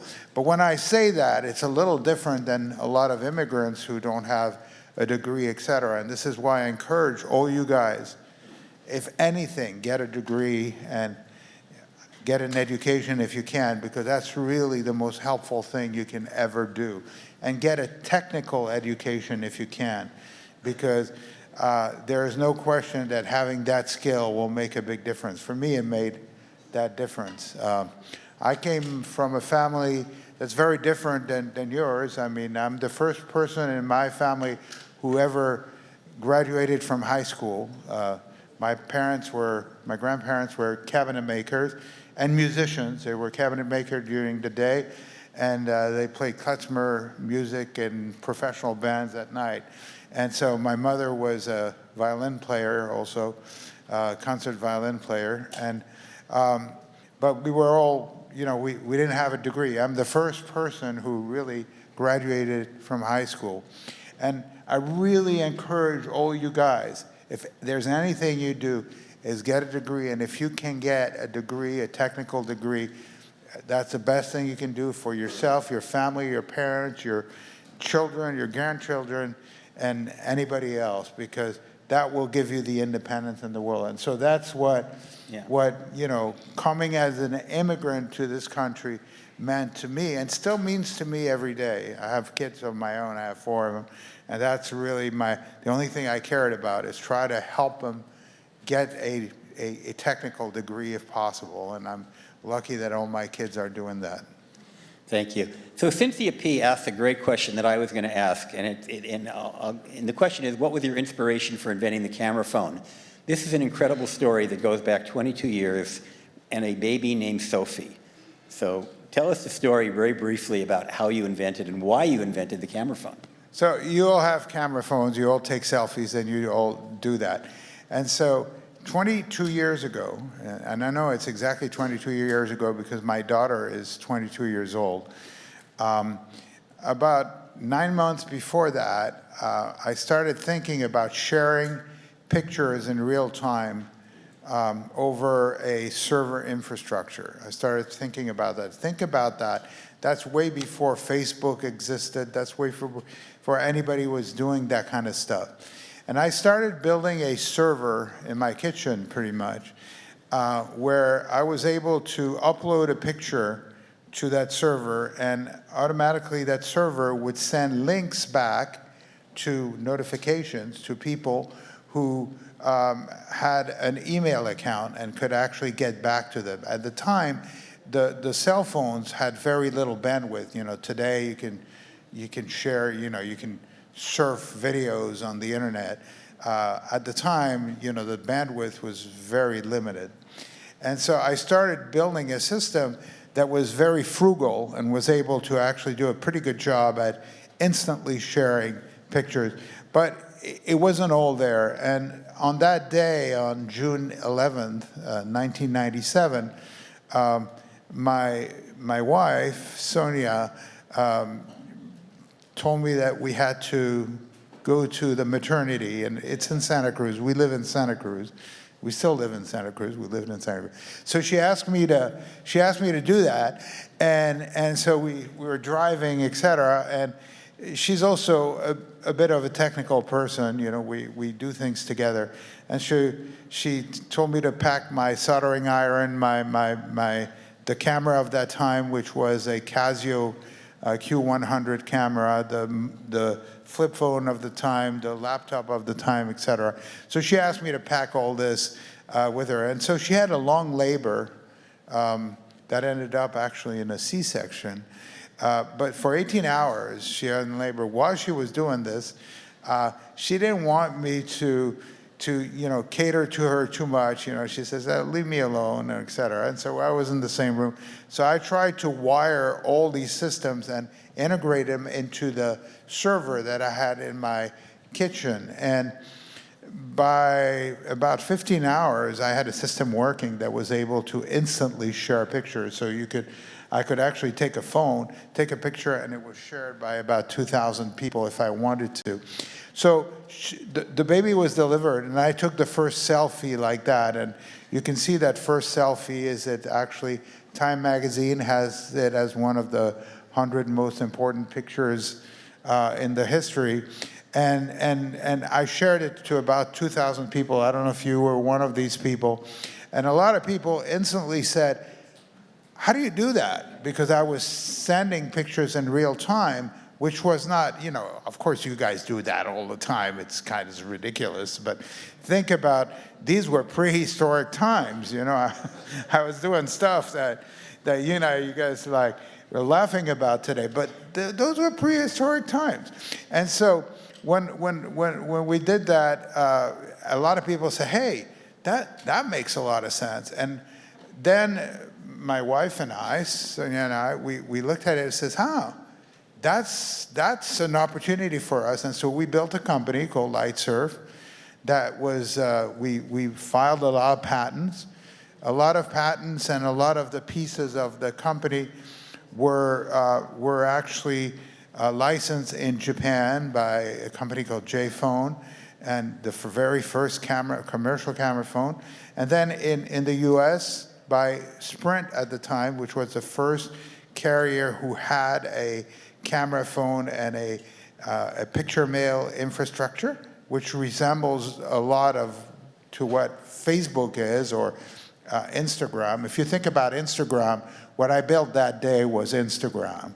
Instagram is just a copy of this, 15 years later by people who had infrastructure and all that, but that's exactly what it was. So if you guys use Instagram, that's pretty much the same thing. So all this happened. We were very fortunate. We filed a bunch of patents. And then people like Google at the time and all that bought different parts of the company. And then we did something else, different business. But that was a camera phone. And so you guys, every time you take a selfie, that's how the first selfie started. And you can see it on the web. You can find that picture of Sophie, that birth picture. Now, it's not a high-resolution picture, because at the time, the first picture was only 320 by 240 pixels. So you guys are laughing at that. That's, but that's what the first picture was. And that's the first picture phone, and that was the first selfie. So Philippe, I'm gonna read a couple of questions, but I want you to wait and let me ask the final question. Am I too long-winded? A little bit, but that's okay. Oh, I'm sorry. Yeah, it's not too boring. No, you're not boring.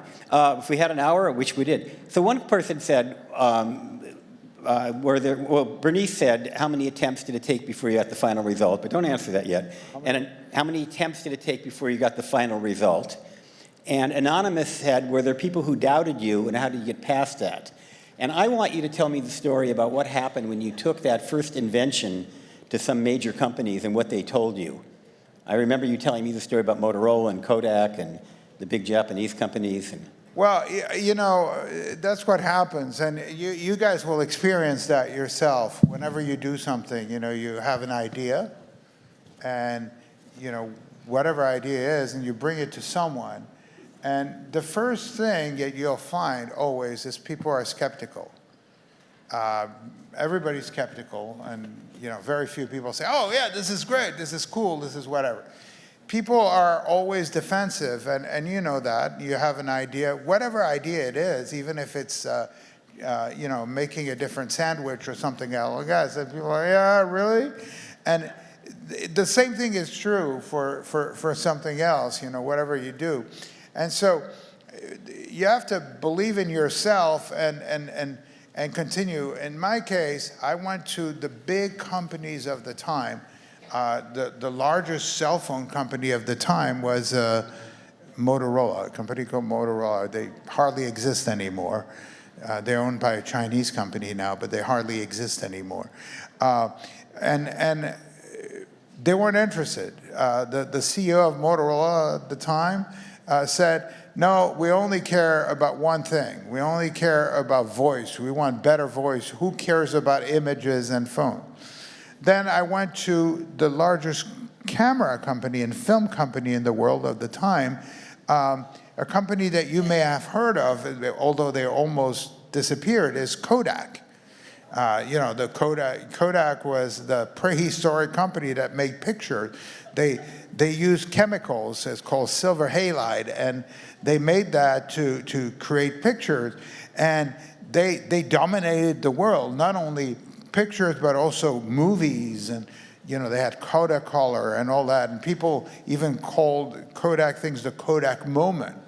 And so that was really important for me because I said, instantly sharing pictures, that's a Kodak moment. Well, guess what? They weren't interested. I spent 3 days, they're in a place called Rochester, kind of a fancy place around New York, and with big buildings and executives in suits and, you know, big skyscrapers and stuff like that. And they weren't interested in anything. So, you know, what we do is we said, well, that's too bad. Let's try the next one. So the next one I tried was a company at the time called Polaroid. That's a great American company. You guys know Polaroid, right? You seen the movie Memo? Maybe not. If you haven't seen the movie Memo, look at Memo. It's about Polaroid. It's an old. It's probably 10 years old or something. And so Polaroid made those fun pictures that you get. You know, you pass on to people. And we said, that's great. Now we have a way to take a picture and pass it on to someone. So I spent another 3 days with executives and all tied up in suits and, you know, boardrooms and all that. And I disguised myself in a suit and in a tie and all that because, you know, whatever you have to do, you have to do. At the time, that's what it was. And so I spent several days with them also, you know. They weren't interested. They said, no. What we really want is to print more pictures. And so we didn't have a choice. And so you keep on going. So whenever that happens to you, you just go, okay, believe in yourself and believe, you know, of course, sometimes you have to have a little doubt and say, you know, am I completely wrong? But, you know, you have to persevere. You have to persevere. There's no way you can just do something and just think that it's just going to happen. You have to continue. You have to persevere. There's always something else. There's always an opportunity. And think about that. Every time you come up with a new idea, a lot of people would turn it down just as we were started. But at the same time, if it's a good idea, stick with it. Now, I'm not going to ask you to comment on this because I want to move on, but I want to make a comment about Philippe. I've known Philippe for a long time. He's doing very well. He's been very successful in many, many ways, including having great kids, a great wife, a great family, made a good living for his family. But I happen to know that he's not a guy who chases a buck. He's a guy who chases his dream, his passion, his ideas.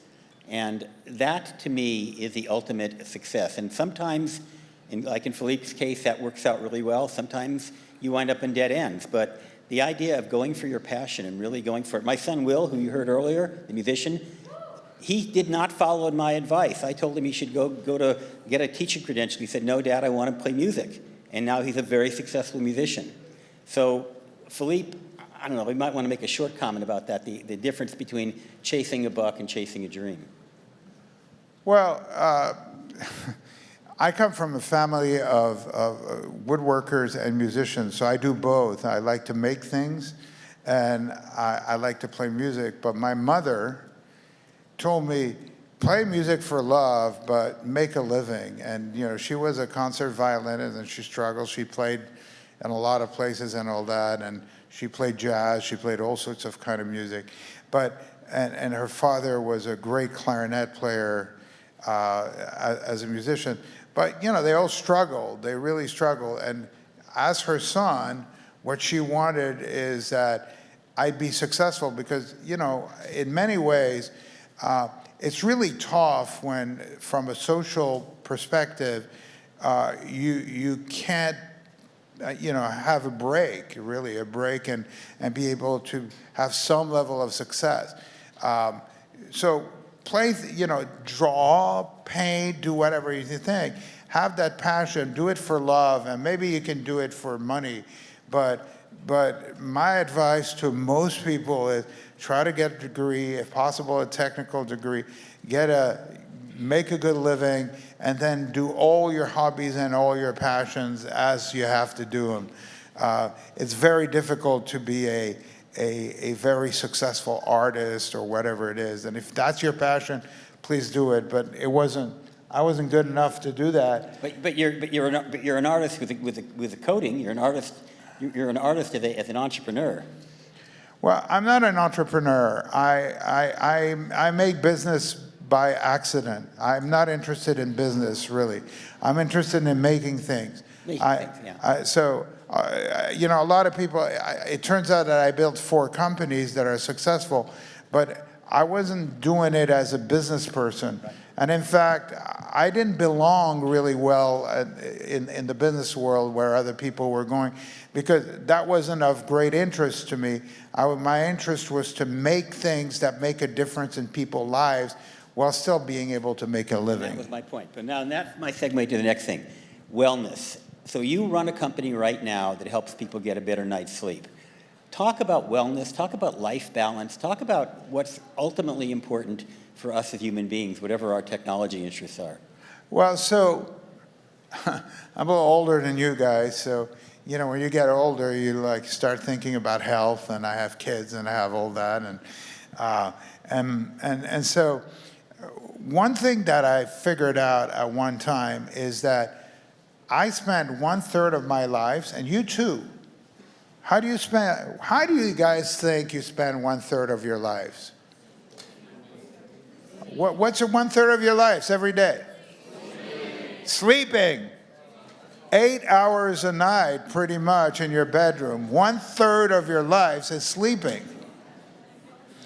Now let me ask a question here.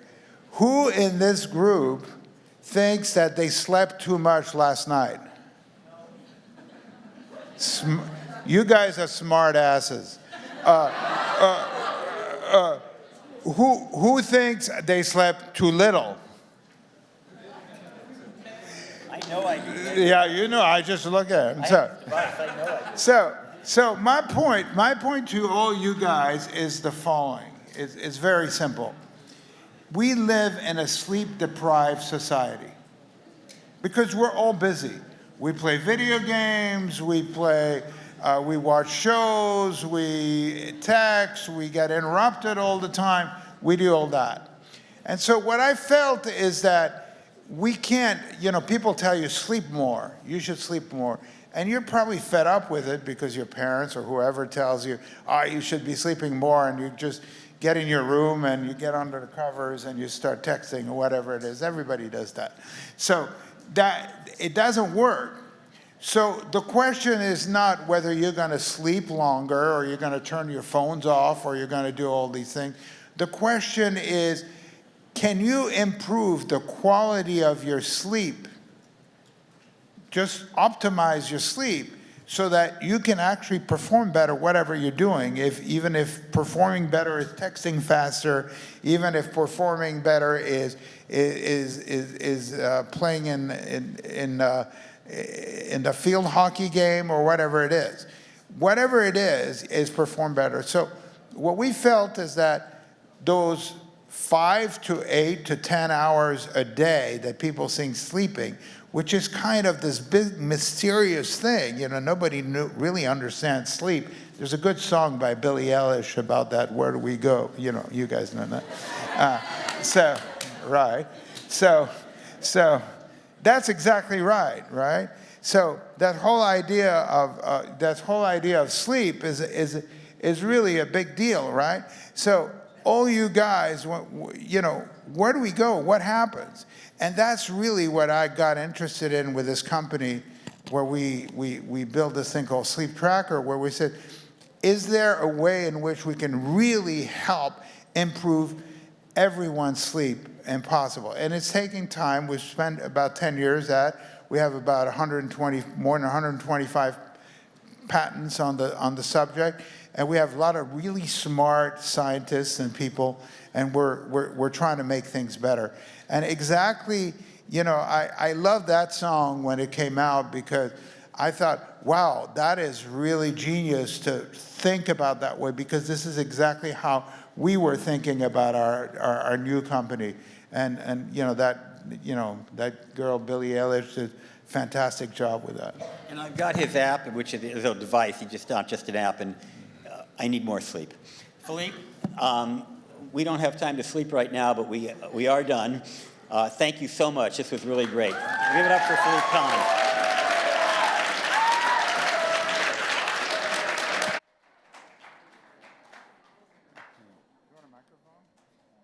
I'm not going to drop the microphone. Hang on, guys.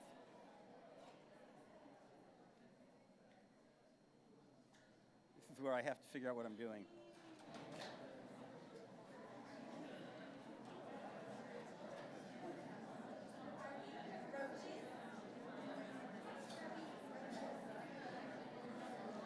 Okay. Stakeholder panel? Okay. All right, sorry about that. So our next speaker is Lynette Owens, and Lynette is with Trend Micro. She does safety, kids and family, some great programs. She's been a big supporter of Connect Safely and Safer Internet Day, and she runs this amazing video contest that she's going to tell you all about. Lynette, come on up.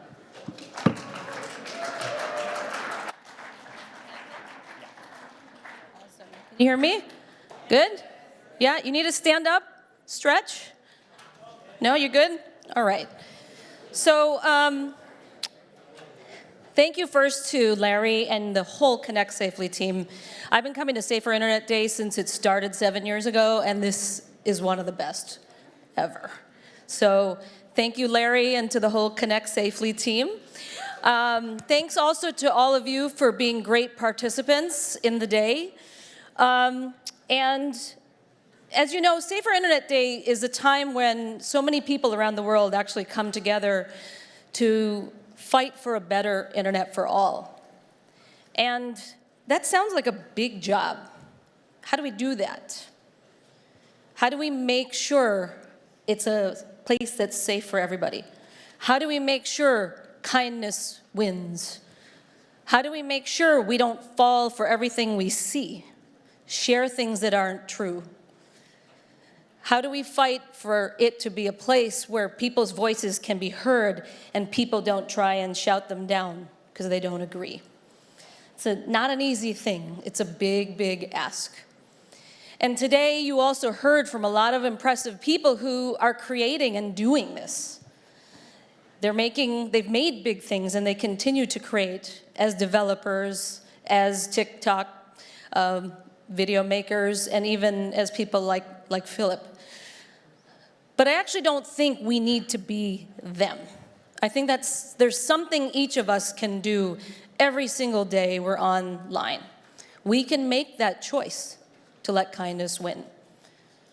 We can make that choice not to believe everything that we see and maybe take a minute and spend a little time to say, is this for real? Before just sharing it or getting mad or responding in some way. We can do that today.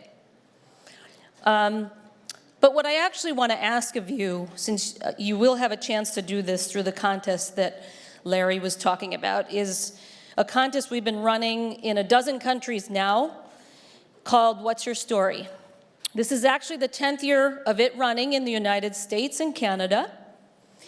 And all you need to do is this. We ask a question, and you answer it. In a video, 2 minutes or less, that's it. If you choose to do this, you can win up to $10,000 for you and your school. $5,000 goes to you, and $5,000 goes to your school. Sound easy? Okay. So this year's question is very simple, and it seems odd to ask this, but if the internet disappeared today, what would your life be like? Okay?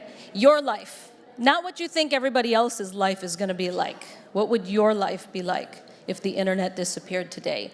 In the past, we've asked many different questions, and we'll continue to run this contest for many years to come. But I urge you, if this is of interest to you at all, if you want to spend 2 minutes and make a video and enter, please visit whatsyourstory.trendmicro.com today. A little bit of a rush because the deadline is this Friday at midnight. It's been running for a little while, but still time. And to inspire you, I want to show you some of the winners from the past. You might recognize the person in the very last clip, and that person did their video in 2 or 3 days, but you might recognize them. They're pretty famous. I did not know that at the time that they entered. But if anyone can figure out who it is, come see us at the table after in the break. So with that, I want to thank everybody. I hope you go visit whatsyourstory.trendmicro.com and enter today. Thanks.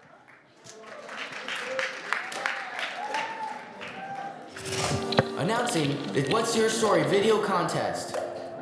What's Your Story is an international competition that gives you a voice on how to make the internet a better place. Create and upload a 2-minute video on this year's theme and get as many people as possible to see your message. Need some inspiration? Let's take a look at winners from the past. Your car is 80% more likely to explode if you own a pet. Wait, what are you doing with the cat? It has to go. No, you can't get rid of Mr. Fluffles. If I don't get rid of it, the new car mom and dad just got me will explode. Maybe. I think that a simple post or comment or anything you'd put online wouldn't change someone's life. But it can. This could be you. This could be you. This could be you. And to me, the internet isn't just a place to waste time. It's a place where I can meet new people, a place where I can get inspired, the place where my ideas have no limits or boundaries and no one criticizes them, a place where if I'm feeling upset, I can take solace in knowing that with the click of a button, I could find 100 other people who are going through the exact same thing. This is because if we always have our phones in our faces, we will never know what's right in front of us.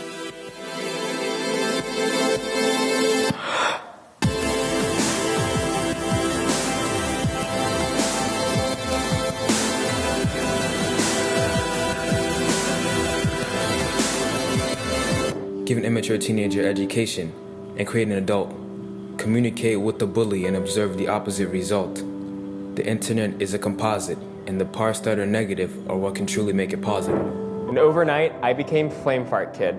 Hey, it's Flame Fart Kid. My name is Alex. It's Alex. This is a line, and this line is mine. And now that I've assigned what one might find on either side, you will kindly find that my feet and my spine are on the plus sign. And I'm not moving. Where are you? Find out this year's theme, rules, and more at whatsyourstory.trendmicro.com. Don't miss your chance to win great prizes. Don't forget you can increase your chances of winning by promoting your entry through social media. Help others, grab a camera, and tell us what's your story.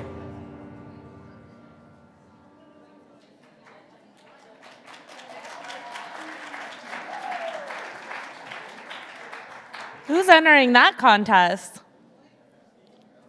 I know you guys want that grand prize. And if you guys recognize who the last person was, make sure you check out the Trend Micro table.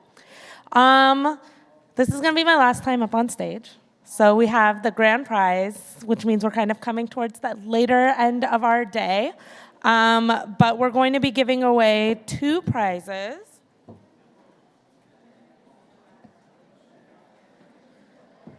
The first is going to be a GoPro,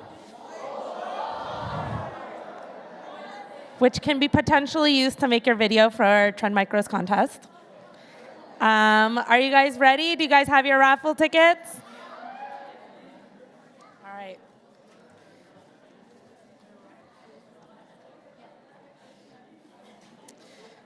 Zero 63597.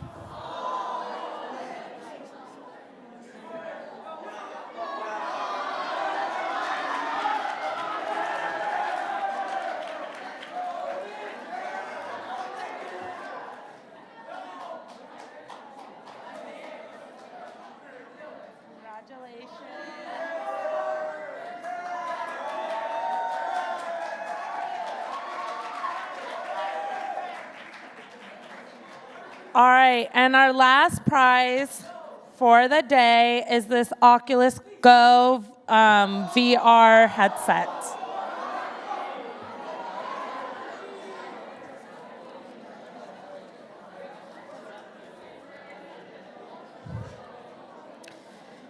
Zero 63543. Does anyone have it? 063543. No? Going once? Twice? Picking another number.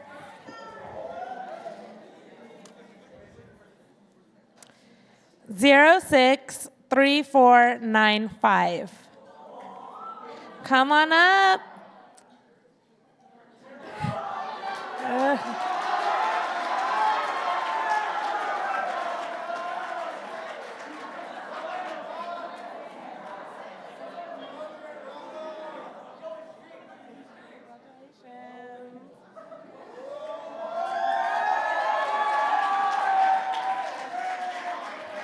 That's the end of the raffles. Congratulations to all the winners.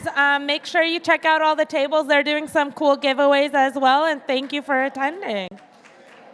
And I believe Larry is going to be coming up. Yeah.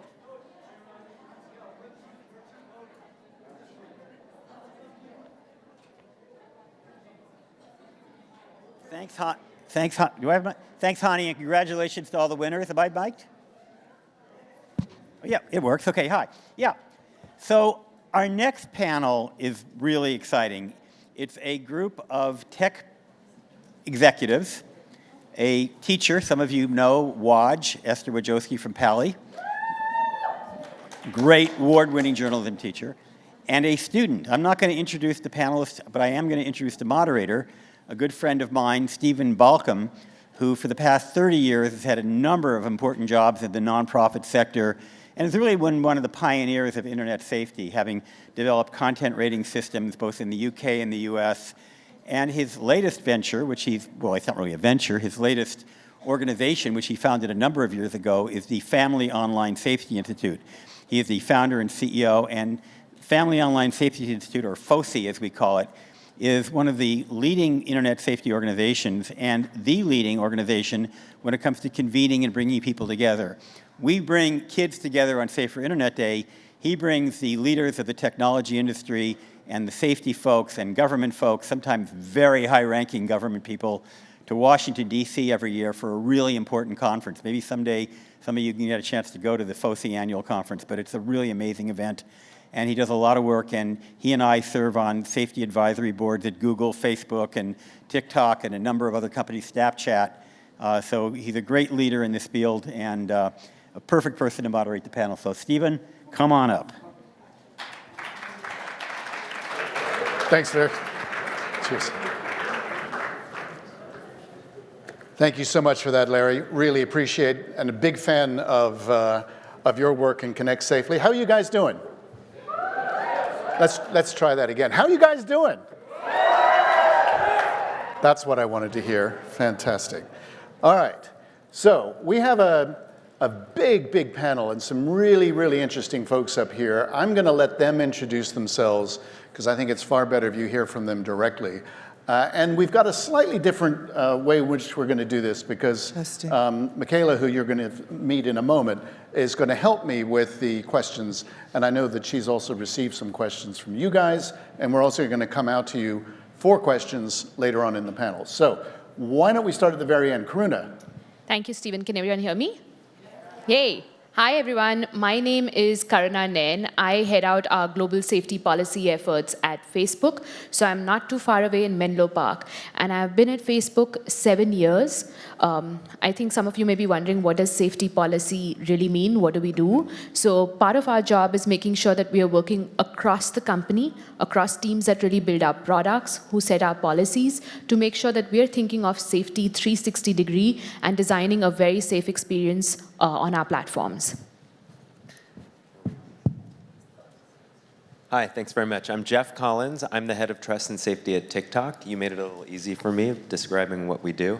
I've spent more than 20 years in the public arena working on education and policy matters, and that includes time at the White House, the Diplomatic Corps, Chevron, After School App, and now at TikTok. Really excited to be here, to learn from you guys, to share a little bit of what I've learned over the years, and then to interact with you guys with your questions. Thanks. Hi, I'm Alicia Blum-Ross. I am the public policy lead for kids and families at Google, which also includes YouTube. And Karuna said a little bit about what policy is. Public policy is also how we work with NGOs like Stephen and Larry, and with government, and with all kinds of people sort of in the outside world, experts in the space, to kind of learn about how we should change our policies, how we should design our products, and really kind of giving that bridge between Google and the outside world. And I am pretty new to Google. I've only been at Google about a year and a half. And before that, I taught at a university, so I taught media and communication studies. And so I've done a lot of work with young people, with children, with families, kind of learning about what you guys like to do online, don't like about your time online. So I'm really excited to hear more from you today. Hi, everyone. I'm Leslie Boggs. I am the president for National PTA. Our association is made up of over 3.5 million members, which all of you sitting here today, young people, you could be a part of our association and really find the power of your voice. We are the largest child advocacy association in our nation, and so we really look for programs and initiatives that really impact our families and students across the nation. So it's a pleasure to be here today. I'm Esther Wojcicki. Nickname is Waj. I'm the founder of the Palo Alto High School Media Arts Program, and which is now the largest media arts program in the nation. And I'm very happy to say we have a representative here soon to talk to you about it. I've been teaching for 38 years, probably older than some of your parents.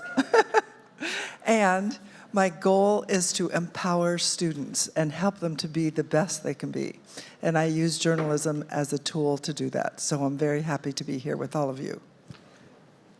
Okay. Hi, I'm Michaela. I'm from Palo Alto High School, and I'm editor of Palo Alto High School social activism magazine, Anthro, which is both an online and print magazine that tries to analyze the social situations in both like our community, the Bay Area, and also internationally. Fantastic. And you and I are going to work together on asking these guys some really interesting questions, both that we've come up with, but also some of you guys have come up with as well. So the title of this is, How Can Stakeholders Promote a Climate of Civility and Safety? And that's kind of a geeky, kind of policy wonky kind of a way of saying, how can we all work together? It's important to know that, you know, in a democracy like we have in the US, it's not going to be one separate part of the society that's going to impose a particular way of doing things. We don't have one way of creating safety. It really is going to involve what I would describe as a culture of responsibility. So governments, industry, law enforcement, parents, teachers, and the kids themselves all have different but overlapping areas of responsibility for safety and for trust and civility. So I don't know, we'll start with you, Karuna, and we'll work our way down. Let's do the 35,000-foot level question. How can, and by the way, what is a stakeholder? How can stakeholders promote safety and civility online? So I think, Stephen, you answered a part of that question. Each and every one of us has a role to play in this. So it starts with, families, making sure that there's a safe space for parents and young people to have conversations about what they're doing online, which apps are they using, what do those apps really take from you in terms of data, but what also do they give back to you? Why are you on them? What's the value of being online? But also tech companies like ours have a really important to play in this conversation. When you look at Facebook, we are a family of apps which includes apps like Instagram. How many of you are on Instagram? Okay, I hope you're all above 13. How many of you are on Facebook? Okay, WhatsApp? Okay, and has anyone used Oculus, our VR device? Okay, so we have so many different apps that companies like ours put out there, and we have such an important role in making sure that when we are building new technology, we're making it really clear to people on what these technologies are, what our policies are, what can people do and not do on them, but also what are the mechanisms they have to do things like reporting or to block someone who they don't want to interact with on our platform. And the way that we want to think about it is we want to make sure that you have trust in our platforms and our services, and this is true for all of industry.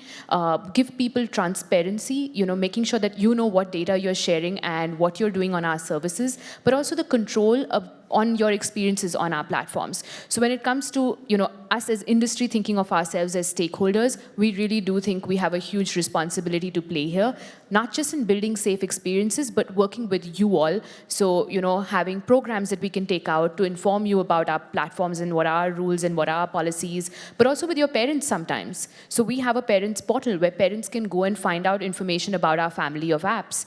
So that was a really long-winded way of saying that I think everyone has a role to play. Industry, we think we have a really important role to play in this as well. Great, thanks. I'll just pick up there. I think that I think you hit it on the head in saying that there's not one solution or one person. There's a lot of things we have to do together externally, and I think I'll give a little bit of an overview of how we look at safety and positivity at TikTok. Because we are one of the stakeholders in this discussion. So TikTok's mission is to inspire creativity and bring joy, and to do that, we need to have a positive and safe app. There is not one thing we do in our company or in our app. We take a multi-pronged approach, and I'll just describe that briefly. So first, we start with our community guidelines and our policies. And those are things that people often overlook, but I think it's important for you to take a look. They really show the values of the company and the app, and they help set the tone for the app. The next thing we have are tools that you can use, and we'll go into more detail on this later, but we really try to provide tools that our users can use to create the environment they want in the app.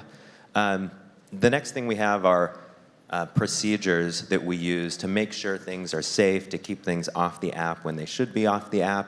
And then finally, something I'm really proud of, my colleagues have done amazing work here, is education.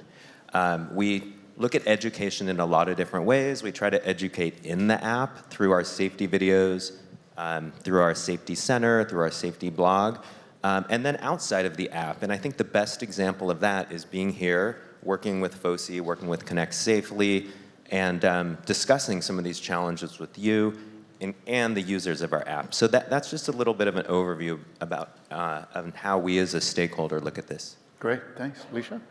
So who in this room has heard of something called the Convention on the Rights of the Child? Anyone? The UN Convention? One person? Okay, so there's an international convention called the Convention on the Rights of the Child. I would really encourage you guys all to look it out. And in that convention, it says that children, and that includes teenagers, everyone up to 18, have the right to be both protected and the right to express yourselves on issues that are important to you, to participate in the world around you, to learn, to play, to enjoy kind of the whole kind of world around you, and that includes the world online. So when we think about how our company has a responsibility both to put in place protections, but also to kind of give access to great things and great opportunities. So what I would say our sort of our inspiration there really is to think about how everything we build and do can kind of do both of those things, right? Put in place safety protections, but also give access to great opportunities.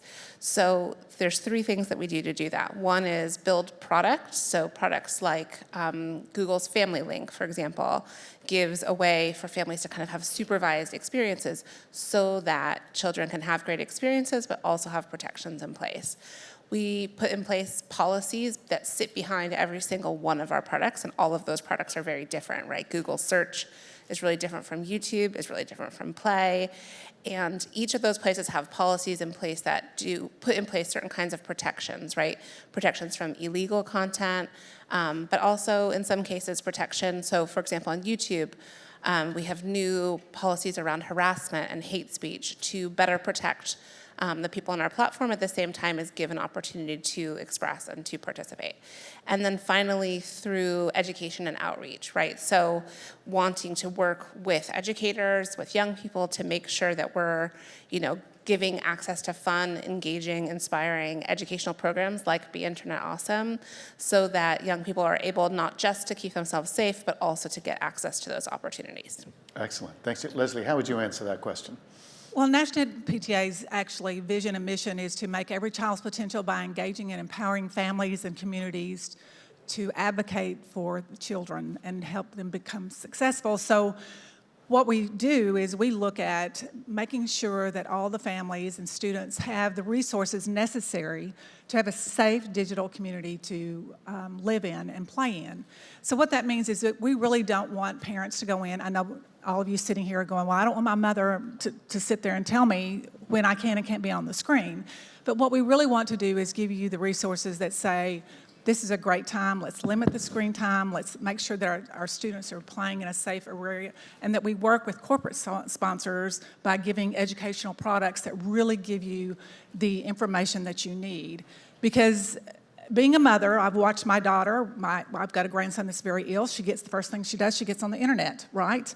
Is it the right information? It's something that we have to be aware of. Are we finding the right information or not? And so we're really working hard to make sure that you and all your families are safe in that digital world. Excellent. So as an educator, I think the number one thing we need to do is to teach students how to protect themselves on the web. And so I believe that all kids everywhere in the United States should have a media literacy course. And thank you very much to all these companies for everything you're doing. But you know, there's a lot of stuff that slips through the cracks. And so for you guys to know how to protect yourself, that's the most important thing. And I think that it wouldn't be a lot, you know, it could be like a 4-week class that was embedded in one of the classes you already take. It would give you an opportunity to spend a lot of time online and to understand what the dangers are. So whatever we can do to help do that is what I would like to suggest. Excellent. Well, I'm going to do a follow-up question for each of you, and then I'm going to hand things over to you, Michaela. And actually, can I call you Waj? Is that okay? Let me start right there, because the point you just made, I think, was extremely important. First of all, and particularly for the viewers watching in, just what is media literacy, first of all, and why is it so important? So media literacy means understanding the difference, for example, between fact and opinion, understanding what fake news is and how people are doing it, understanding what the role of the media is in the 21st century. We have to live with it. There's no way that you can go around banning kids' phones. You know, it's like banning cars in the early part of the 20th century. They're dangerous. And so the question is, should we all just ban cars so that we don't have to worry about people getting hurt? Or are we going to teach people how to drive safely? Well, it's the same thing, how to drive safely on the internet, and kids just need to know how. And I would just guess that there isn't anybody in this room who's had a media literacy course. If you've had a media literacy course, raise your hand. Not one person. Now, I would say that it would be pretty exciting if you could spend 4 weeks analyzing and understanding the web. And that's what I would like all kids to do. Yeah, because Can I just echo? Sorry, not just all kids, I think all adults as well. There's enough research to show that even as adults, we look at news and we don't have the correct tools to be able to discern what's really going on there. So I would love to piggyback off your 4-week program and make it universal. Yes, and global. I think all adults, well, actually, if the kids could learn how, they could teach their parents. And maybe we could extend it to government leaders as well. Everybody. I think everybody. That would be awesome. I didn't want to make it political, but what the heck. Alicia, talk a little bit about how you guys are working across your different platforms, and specifically the idea of teens as role models for this. So I think one thing to note is that, you know, Google is a huge place. It's like a city. Like, it's so interesting for me coming in and just thinking there's so many different people working on all aspects of these products.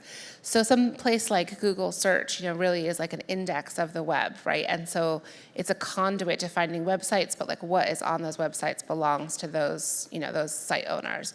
Whereas YouTube is what we call a hosted platform, right? Where people upload the content to YouTube, and YouTube can kind of take a stronger stance on some of the content and the policies that are there. So there's a few different things that we're doing at YouTube where we, you know, can really work with YouTube creators, for example, We have a program called Creators for Change, which is around really kind of elevating some of those creators who are trying to, kind of unify and bring together and start kind of positive conversations around civic engagement, other kinds of issues. So that's one initiative.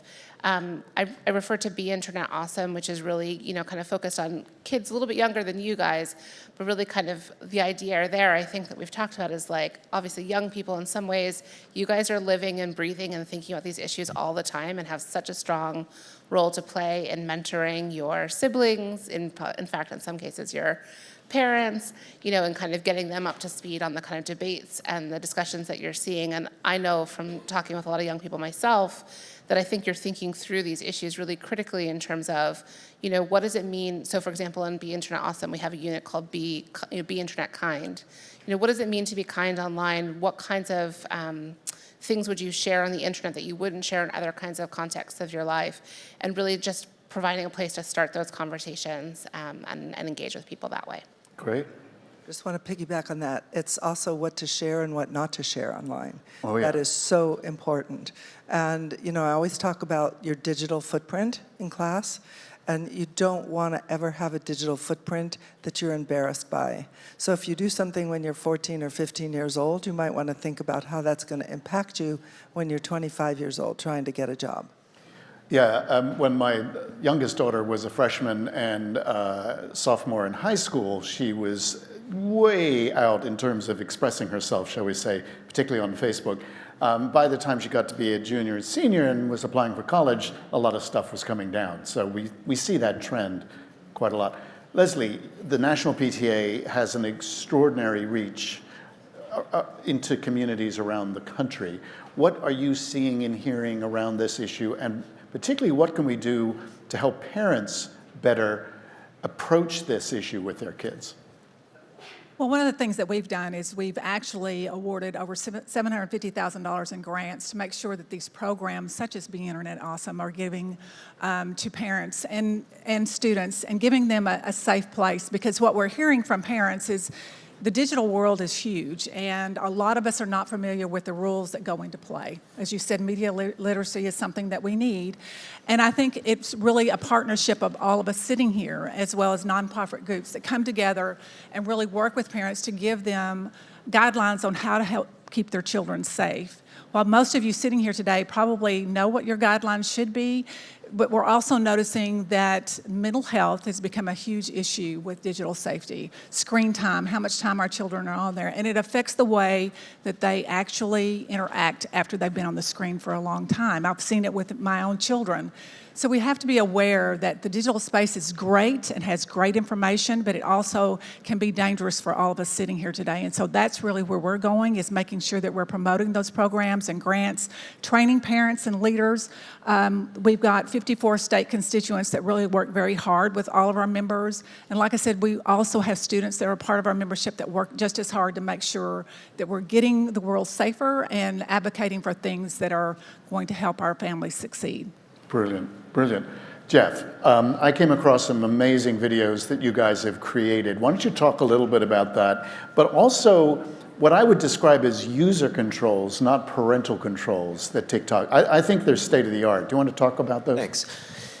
In listening to this, it makes me think that one of the problems we've seen in this world of online safety over the last few decades is that it's a lot about preaching and telling young people what to do. I think we've evolved a lot because all of us sitting up here understand that young people are smart and savvy, and I guarantee that every single one of you in here could navigate the ecosystems of Snap, of Instagram, of TikTok way better than I can. I know my kids who are 9 and 10, although they use the appropriate versions of each of these, they're much smarter than I am.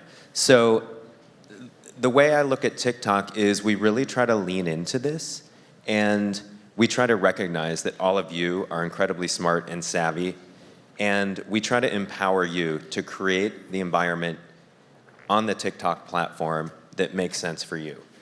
So we have a suite of tools, and I think they're very popular and used a lot, that will allow you to report things, block people, choose if you want to let someone duet with you or not. We have a whole host of these. And then we have these really amazing TikTok-style videos that are fun, creative, quirky. When I first saw these, I was kind of blown away, and I thought, wow, we need more of these, because I just wanted to keep watching them. And instead of showing users in kind of a boring way, like this is what you press to report someone, they kind of bring it alive using influencers and creators. And so we're continuing to do this. It's been very popular. We're going to be doing one on media literacy soon. We're very excited about that.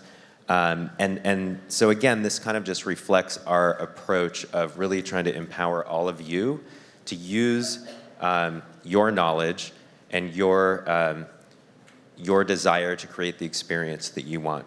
Well, you even have a control that a user can put in, a kid can put in, saying, I only want to watch 15 minutes of these. Because, I mean, they're so compelling, you know, you can just keep going. That's right, and this brings up a whole other issue that we were chatting about, the whole issue of screen time. I mean, this is something that affects all of us. I mean, the fact of the matter is phones have changed our brains in ways that experts, 10 minutes away from here at Stanford are just beginning to appreciate now. But I think those of us at companies, we recognize this. And so at TikTok, we do have tools to limit screen time and have one of these great videos that shows you how to do it. Yeah. And I think that's really important. And again, it's geared more for teens and young adults, I feel, than directly to parents. I just thought it was really interesting. Karina, do you have anything else you want to add before I hand over? Absolutely. I think there's some incredible ways that technology is being used to empower all of us to make the right choices. So I love a couple of things that Instagram has rolled out in the recent few weeks. So one of them is when you're typing something below someone's photograph, and you sometimes don't realize that this isn't like, face-to-face communication, where you're giving so many other cues to the other person so the person can read your face and say, are you joking or are you actually being serious? And so when you're typing something which you may intend for it to be funny, but because that's, you aren't face-to-face with the other person, it may actually be hurtful to the other person. So this will prompt you using the power of artificial intelligence and machine learning and tell you, hey, something that you're typing may actually not be kind to the other person. Do you want to rethink how you're writing? And you get that prompt, which really allows you to take a step back and say, you're right. Like, the other person can't see my face, and that's not what I'm trying to say here. And you can write something else there. So I think that's a really great use of technology to help us take a moment, stop, take a deep breath, and think, is this going to be read the same way that I'm intending for it to be read? And then the other one which we launched recently was something which, we hear all the time from young people that they feel a lot of pressure when they're on our platforms to get a lot of things like likes, engagement, like, how many people have liked my photograph? So one of the things that Instagram tried out was making sure that only you can see your likes, not your friends, not other people who you're connected with on our platform. Because it's important for you, to see who's engaging, like, am I reaching my friends? But it's not really important for the world to put the pressure on you and tell you that, X number of likes means you're popular. So just, taking away some of that pressure was the goal of the exercise. And again, I think these are kind of things which we are trying out on our side to make these platforms more kinder and, give you more control over what you're doing on our platforms. Yeah, brilliant, brilliant. All right, Michaela, I want to hand things over to you. I know you have some pretty interesting questions for these guys. Okay, actually, I kind of want to start with the questions from the people here. So Kim P. asks, what is the responsibility of the tech industry to safeguard and or filter information to the voting populace, especially during elections? Like, obviously, there's been some controversy of this with Facebook, and I want to know what and everyone here would like to know, like, what the other platforms can do about that, too. You want me to take it first? Okay. So, everyone's been reading the news. This is something which is widely being debated right now, that what should be the role of our platforms when it comes to political speech. And both sides of the spectrum, there are very heated views on this and very strong views on this. The way that we think about this at Facebook is we really do not think that we should be stopping political speech, because we think that our platforms are very important places for people who hold public office to be accountable to citizens, and for citizens to engage directly with people who they've elected or who are standing for elections to ask them some really hard questions. But we do want to make sure that our platform is not being misused to spread misinformation or what some people call fake news. So the way that we've been going about it is that we've been taking a three-pronged approach. First, we will remove any content that violates our community standards. So that's the first thing we want to do. We want to make sure that if you're posting something which is against our community guidelines, it will be taken down. Second, we want to reduce content that has been previously fact-checked. So we work with fact-checkers around the world to flag any piece of information which is disputed, so that you know when you're looking at that piece of information that, you know what, this isn't a proven fact. There is actually a debate going on about this, something that someone's saying. And then the third piece of it is informing you all. So every time you look at that post, you should be able to see a flag or something that tells you this isn't a proven fact, this is actually being disputed by accredited third-party fact checkers out there. But also we're making very deep investments in a lot of media literacy programs. So one of my favorite things that I got to work on last year was I worked with the Berkman Klein Center at Harvard University. They've created some amazing easy to download and use lessons in classroom settings to get young people together to really look at news and be able to determine what are the filters that we need to use when we're looking at information to determine if it is really a fact or if it's something which we need to take with a pinch of salt. So that's the strategy we are using. We want to make sure that we are removing content that violates our policies, we are reducing distribution of content that is being disputed, and we are also informing people when they're looking at information on our platform that there are other views out there, so showing related articles or indicating that this article has been fact-checked and it's not really a fact. I think a lot of overlapping work, obviously around removing content that violates our policies, reducing the spread of harmful misinformation and content which may be sort of intentionally misleading folks. I think the one thing that I'd add from a YouTube perspective is what we're working on in terms of raising authoritative content. So that is, content that we, has kind of rigorous standards, and when you search for information, we want to make sure that that authoritative content is the first stuff that you see at the top of what you see. And obviously people will continue to kind of do their research and investigate further, but we really want to make sure that for most people who are new to issues that authoritative content is kind of what they see. So on YouTube you'll see some changes in terms of how you see content within the recommendations that you get when you search for information in terms of what is recommended in your Watch Next panel. So for example, we took some steps to reduce the spread of what we called kind of borderline content. So that's content that doesn't violate our policies, but it swims, kind of right up close to the line. And so, we do believe that there's a kind of a place for all kinds of opinions and voices, but we don't want to necessarily be kind of recommending that content. So we've taken some steps to kind of reduce the discoverability of that. And then on Google search, we have knowledge panels, which are kind of info panels that you get against kind of key searches in collaboration with the Google News Initiative to, again, kind of make sure that we're kind of raising some of those authoritative sources right up to the top, so you're getting that kind of robust information that you need. I'll just describe what we're doing at TikTok. So we think of ourselves as a positive place where we want creativity to thrive. We've taken a little bit of a different approach. We have banned political ads. We really want to I keep using this phrase, but really lean into what our platform is and what we want it to be, and that's a fun, positive place. That doesn't mean that some of these challenging issues are all of a sudden gone. There's always going to be challenges as bad actors are coming up with new ways to spread misinformation, or deep fakes is something that's been mentioned that we're all working on. So we have to focus on those as well. For me, I think that the thing that really gets to the root of it is media literacy, because we are never going to take away some of these negative things. And the only real way to address the root of the problem is to empower all of you and all of our users at any age, including adults, to understand how to think about media literacy and be able to decipher what's real, what's fake, what is misinformation, and what's not. Cool. Michaela, is that good? Okay, your next question? Oh, did you guys want to respond? Well, it was more of a technology industry, but I will say, I'll piggyback off of what Jeff said, was that it is about education, and it's about educating not only the students, but also the parents and the family and the communities around them. That's going to be really important in the future. So I'll just reiterate, media literacy. That's the way to change. Media literacy. Go ahead. We have another question here that's anonymous. With people, it's kind of related to, with people being encouraged to express themselves online, what do you think would be the future of censorship? The future of censorship, folks. Easy. Come on. Who wants to start that one? I'll take a stab. Wait.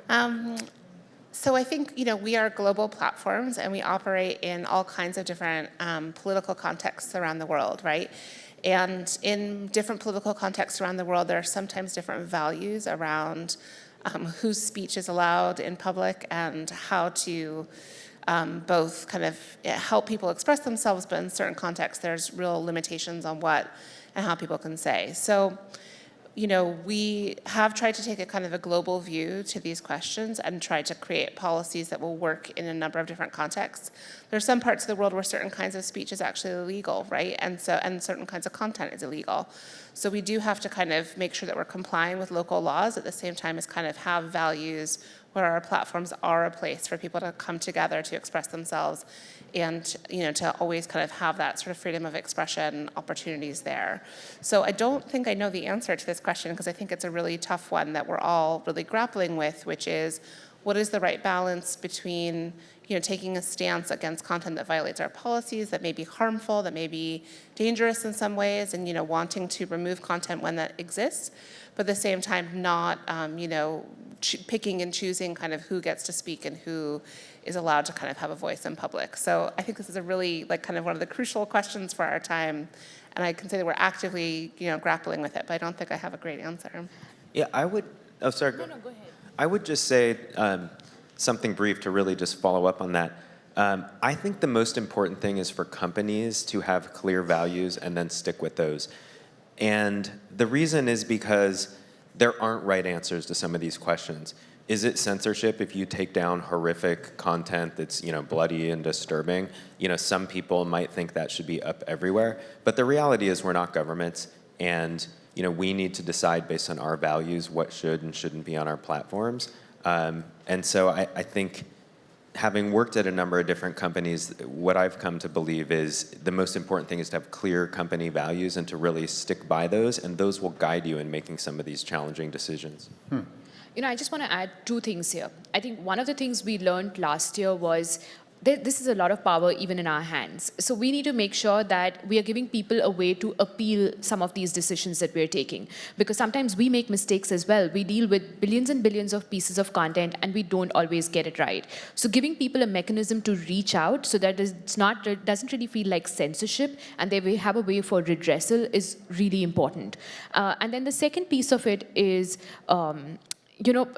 we all as companies have government reports that we publish because we want to be very clear and transparent around how many requests we are getting to take down some of this content, where are those requests coming from, what was the nature of those requests. So we should be very transparent around the requests that we are getting from governments, but also around some of the decisions that we are taking because they violate our community standards. So we have a community standards enforcement report that really publishes how much content are we taking down under each of our areas of harm. We've just started, so we're not very comprehensive right now. We just have a few areas of harm.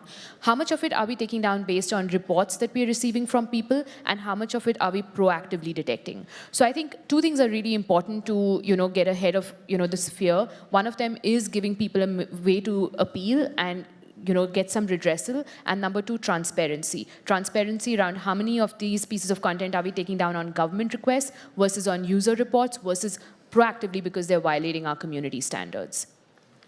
Can I just add one last thing? Most of you will probably know that you can also report content yourselves.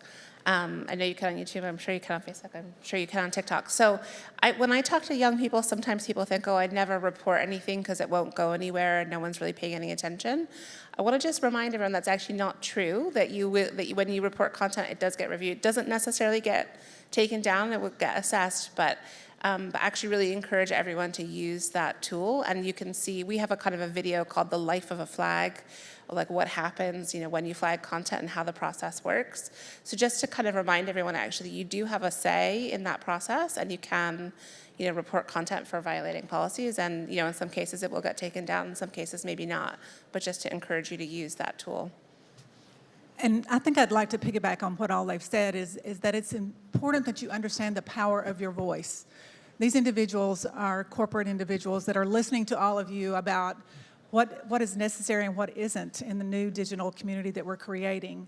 So you have to remember that you do have a voice, and they are listening to all of you. So when you see something going that is not true, and you know it's not factual, then make sure that you report it, because the power's in our hands to help guide the future of where we're going. We don't want to be censored. We are in a democratic society, so that's something that we've been founded on.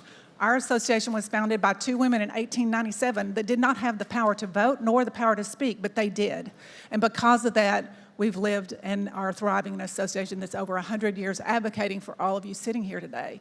So just know you do have that power. Take possession of it and help all of us succeed for the future. Hear, hear. And I just want to follow up with what both of you were saying. If later this evening when you've gone home and you see a car accident outside, would you just ignore it? Or would you pick up the phone and call 911? Right, so there's lots of similarities with bad things that happen online. Make sure to report. That's your job as a citizen, as a digital citizen. I think we have a high school leaving, so we'll just let them go. Okay, Michaela, what's your next question? Oh, okay, my next question is for TikTok. This one's from me. So we talked about how, like, we have the freedom of speech or whatever. So last November, the U.S. government had opened a national security review of TikTok, citing its connection with China. Do you think that TikTok's connection to China is something you should be worried about here in America, or is it completely separate from the China branch? Yeah, so what I would say on that is TikTok operates only outside of China, so we're everywhere but China. And we store all our information locally, meaning also outside of China, so in America. And so I think for that reason, I mean, I don't see it as any threat. And of course, I work there, and I'm super excited about what we're doing, and I'm really enthusiastic about the cross-cultural collaboration with people that I'm working with from all over the world, including China. Okay. So here's another student one, and it's kind of related to like the nuances of censoring and stuff like that. How are you determining the boundary between creative expression with body image and the lewd expression, especially if it pertains to the wide range of users? So creative expression, but also lewd expressions of body image? Yeah, with like the body image. Are you guys familiar with what happened with Tumblr? How do you strike that balance? You know, what I would say is we are corporate entities, and we need to be humble and realize that we don't know all and we're not experts. And so what we do, and I know that every company does this, and I've done this for a long time, the way we're going to be successful is turning to outside experts, whether it's FOSI or ConnectSafely or Thorn in areas like this, or academics who have really been digging deep into where you draw these lines, what constitutes harm. So we do a lot of that to try to learn what we should do. So I would just start with that as something I think is important to approach this. And I can chime in. You can make out from my accent, I'm Indian. I lived in India for a really long time. If I went out in my country today, in most parts of my country dressed, even as I am right now, you'd get a loud outcry that I'm not being very, I'm not being a good girl, okay, is what I'd be told. The norms around what is acceptable, what's not acceptable when it comes to expression of your body vary so much depending on which part of the world you're in. And, we as global companies have a really, really tough challenge here. So when I go to my colleagues in the Nordics, they always tell me, you're a prude, all of this is self-expression, this is not nudity, keep it up, why are you taking it down? And when you go towards the more conservative markets, and that's a really terrible term to use for that, you'll be told you need to cover up more. You've got a lot of nudity, we're getting into a lot of heat with our governments. So, one of the things we did when I joined Facebook many years back is we did a lot of listening tours. So as Jeff said, we went out into the field and we really heard from people on where they think that these lines should be drawn. And these are conversations we continue to have. And we continue to shift the policies based on what's going on in the world around us as well. So a few years back, we had a really strict policy, no nudity allowed on Facebook at all. And then I got a lot of pushback from women's rights groups who were like, you do know that you're perpetuating patriarchal norms. It's okay for a man to have a bare upper torso, but it's not okay for a woman to show her bare upper torso. Like, you were supposed to be the, opening up of our worlds and, So what we did was we heard from a lot of people and we shifted some of our policies. So we now allow photographs on Facebook of mothers feeding their children. We did not allow that many years back, and that was wrong on us.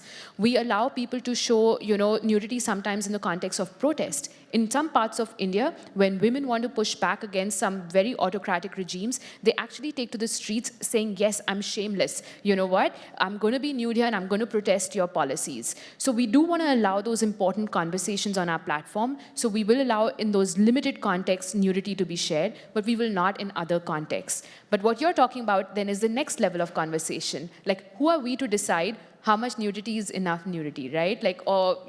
This is a really complicated discussion which we continue to have with experts to draw the line better, make sure that we are, allowing that space for expression, for creativity, but at the same time that we are not also allowing content which may actually be considered inappropriate by many other people who use our platforms.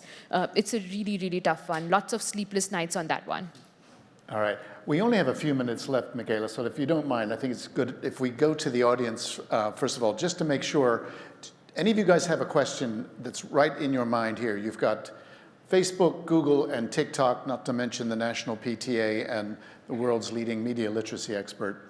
Any questions from the audience at this point? Okay. Michaela, what's your take?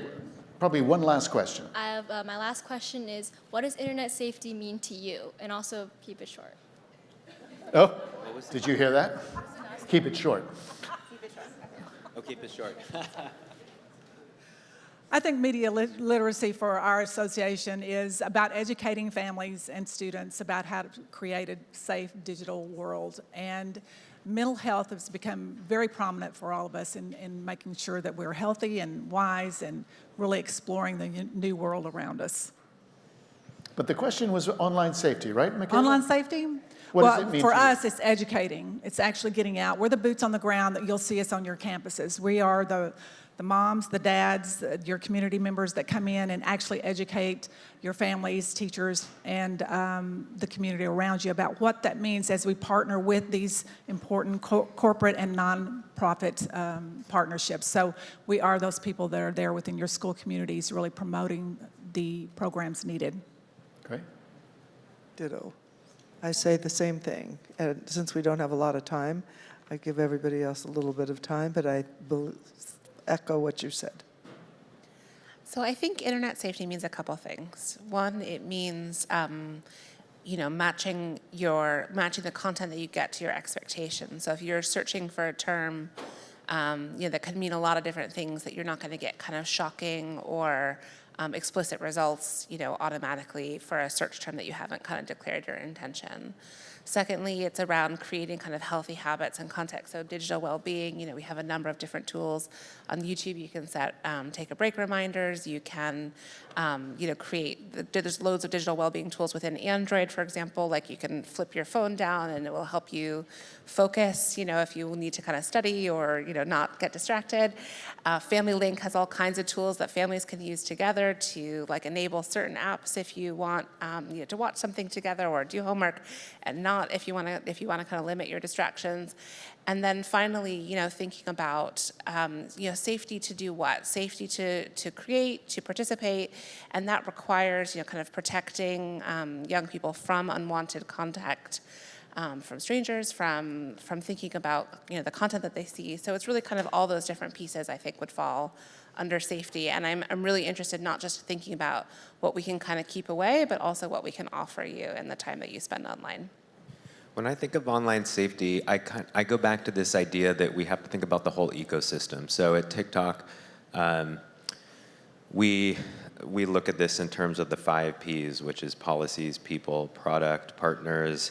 I have notes here, practices, but these all mean something to us, and it just means you can't do one thing. You can't just have community guidelines. You can't just have tools to report.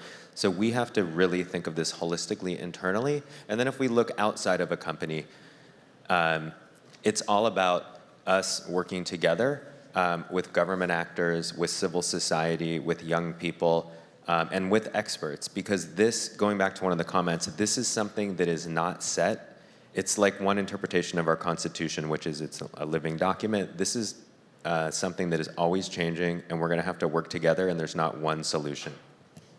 You know, when I joined Facebook, I remember this one thing that I read, which was putting people at the center of the web. It's about making sure that people have the ability to enjoy the benefits that the internet can provide us. It's changed our world in many, many positive ways. We tend to forget that some days.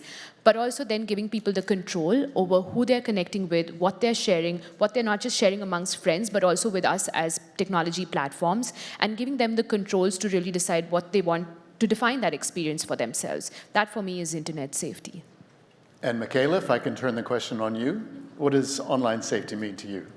I guess like as a student and like as a child, online safety means that I should be able to browse whatever I want, whenever I want, but like with certain regulations to like upkeep my mental health that I hope that I can bring upon myself as my responsibility to upkeep it. Hear, hear. Well, thank you so much for the co-moderation, and can you all please thank this great panel here.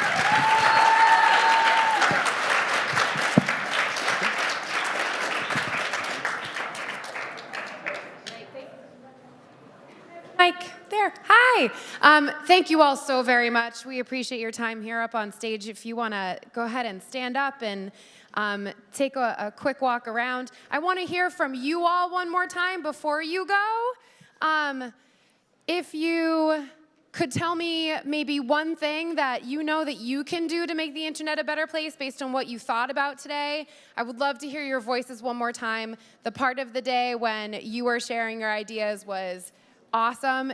Is there anyone who wants to share anything? All right, so I'm going to read the room, and I'm going to hand it over to Larry, who's going to sign us off for the day.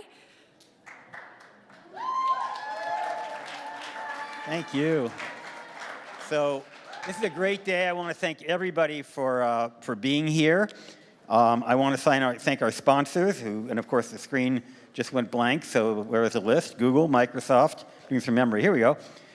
Google, Microsoft, Norton LifeLock, Facebook, Twitter, Comcast, Snapchat, Trend Micro, TikTok, and NCTA, the Internet Television Association. Also our partners, the National PTA and My Digital Tattoo. I want to thank all of the educators who brought their students here. Let's hear it for the teachers, other educators. And also, before you leave, we have food left over.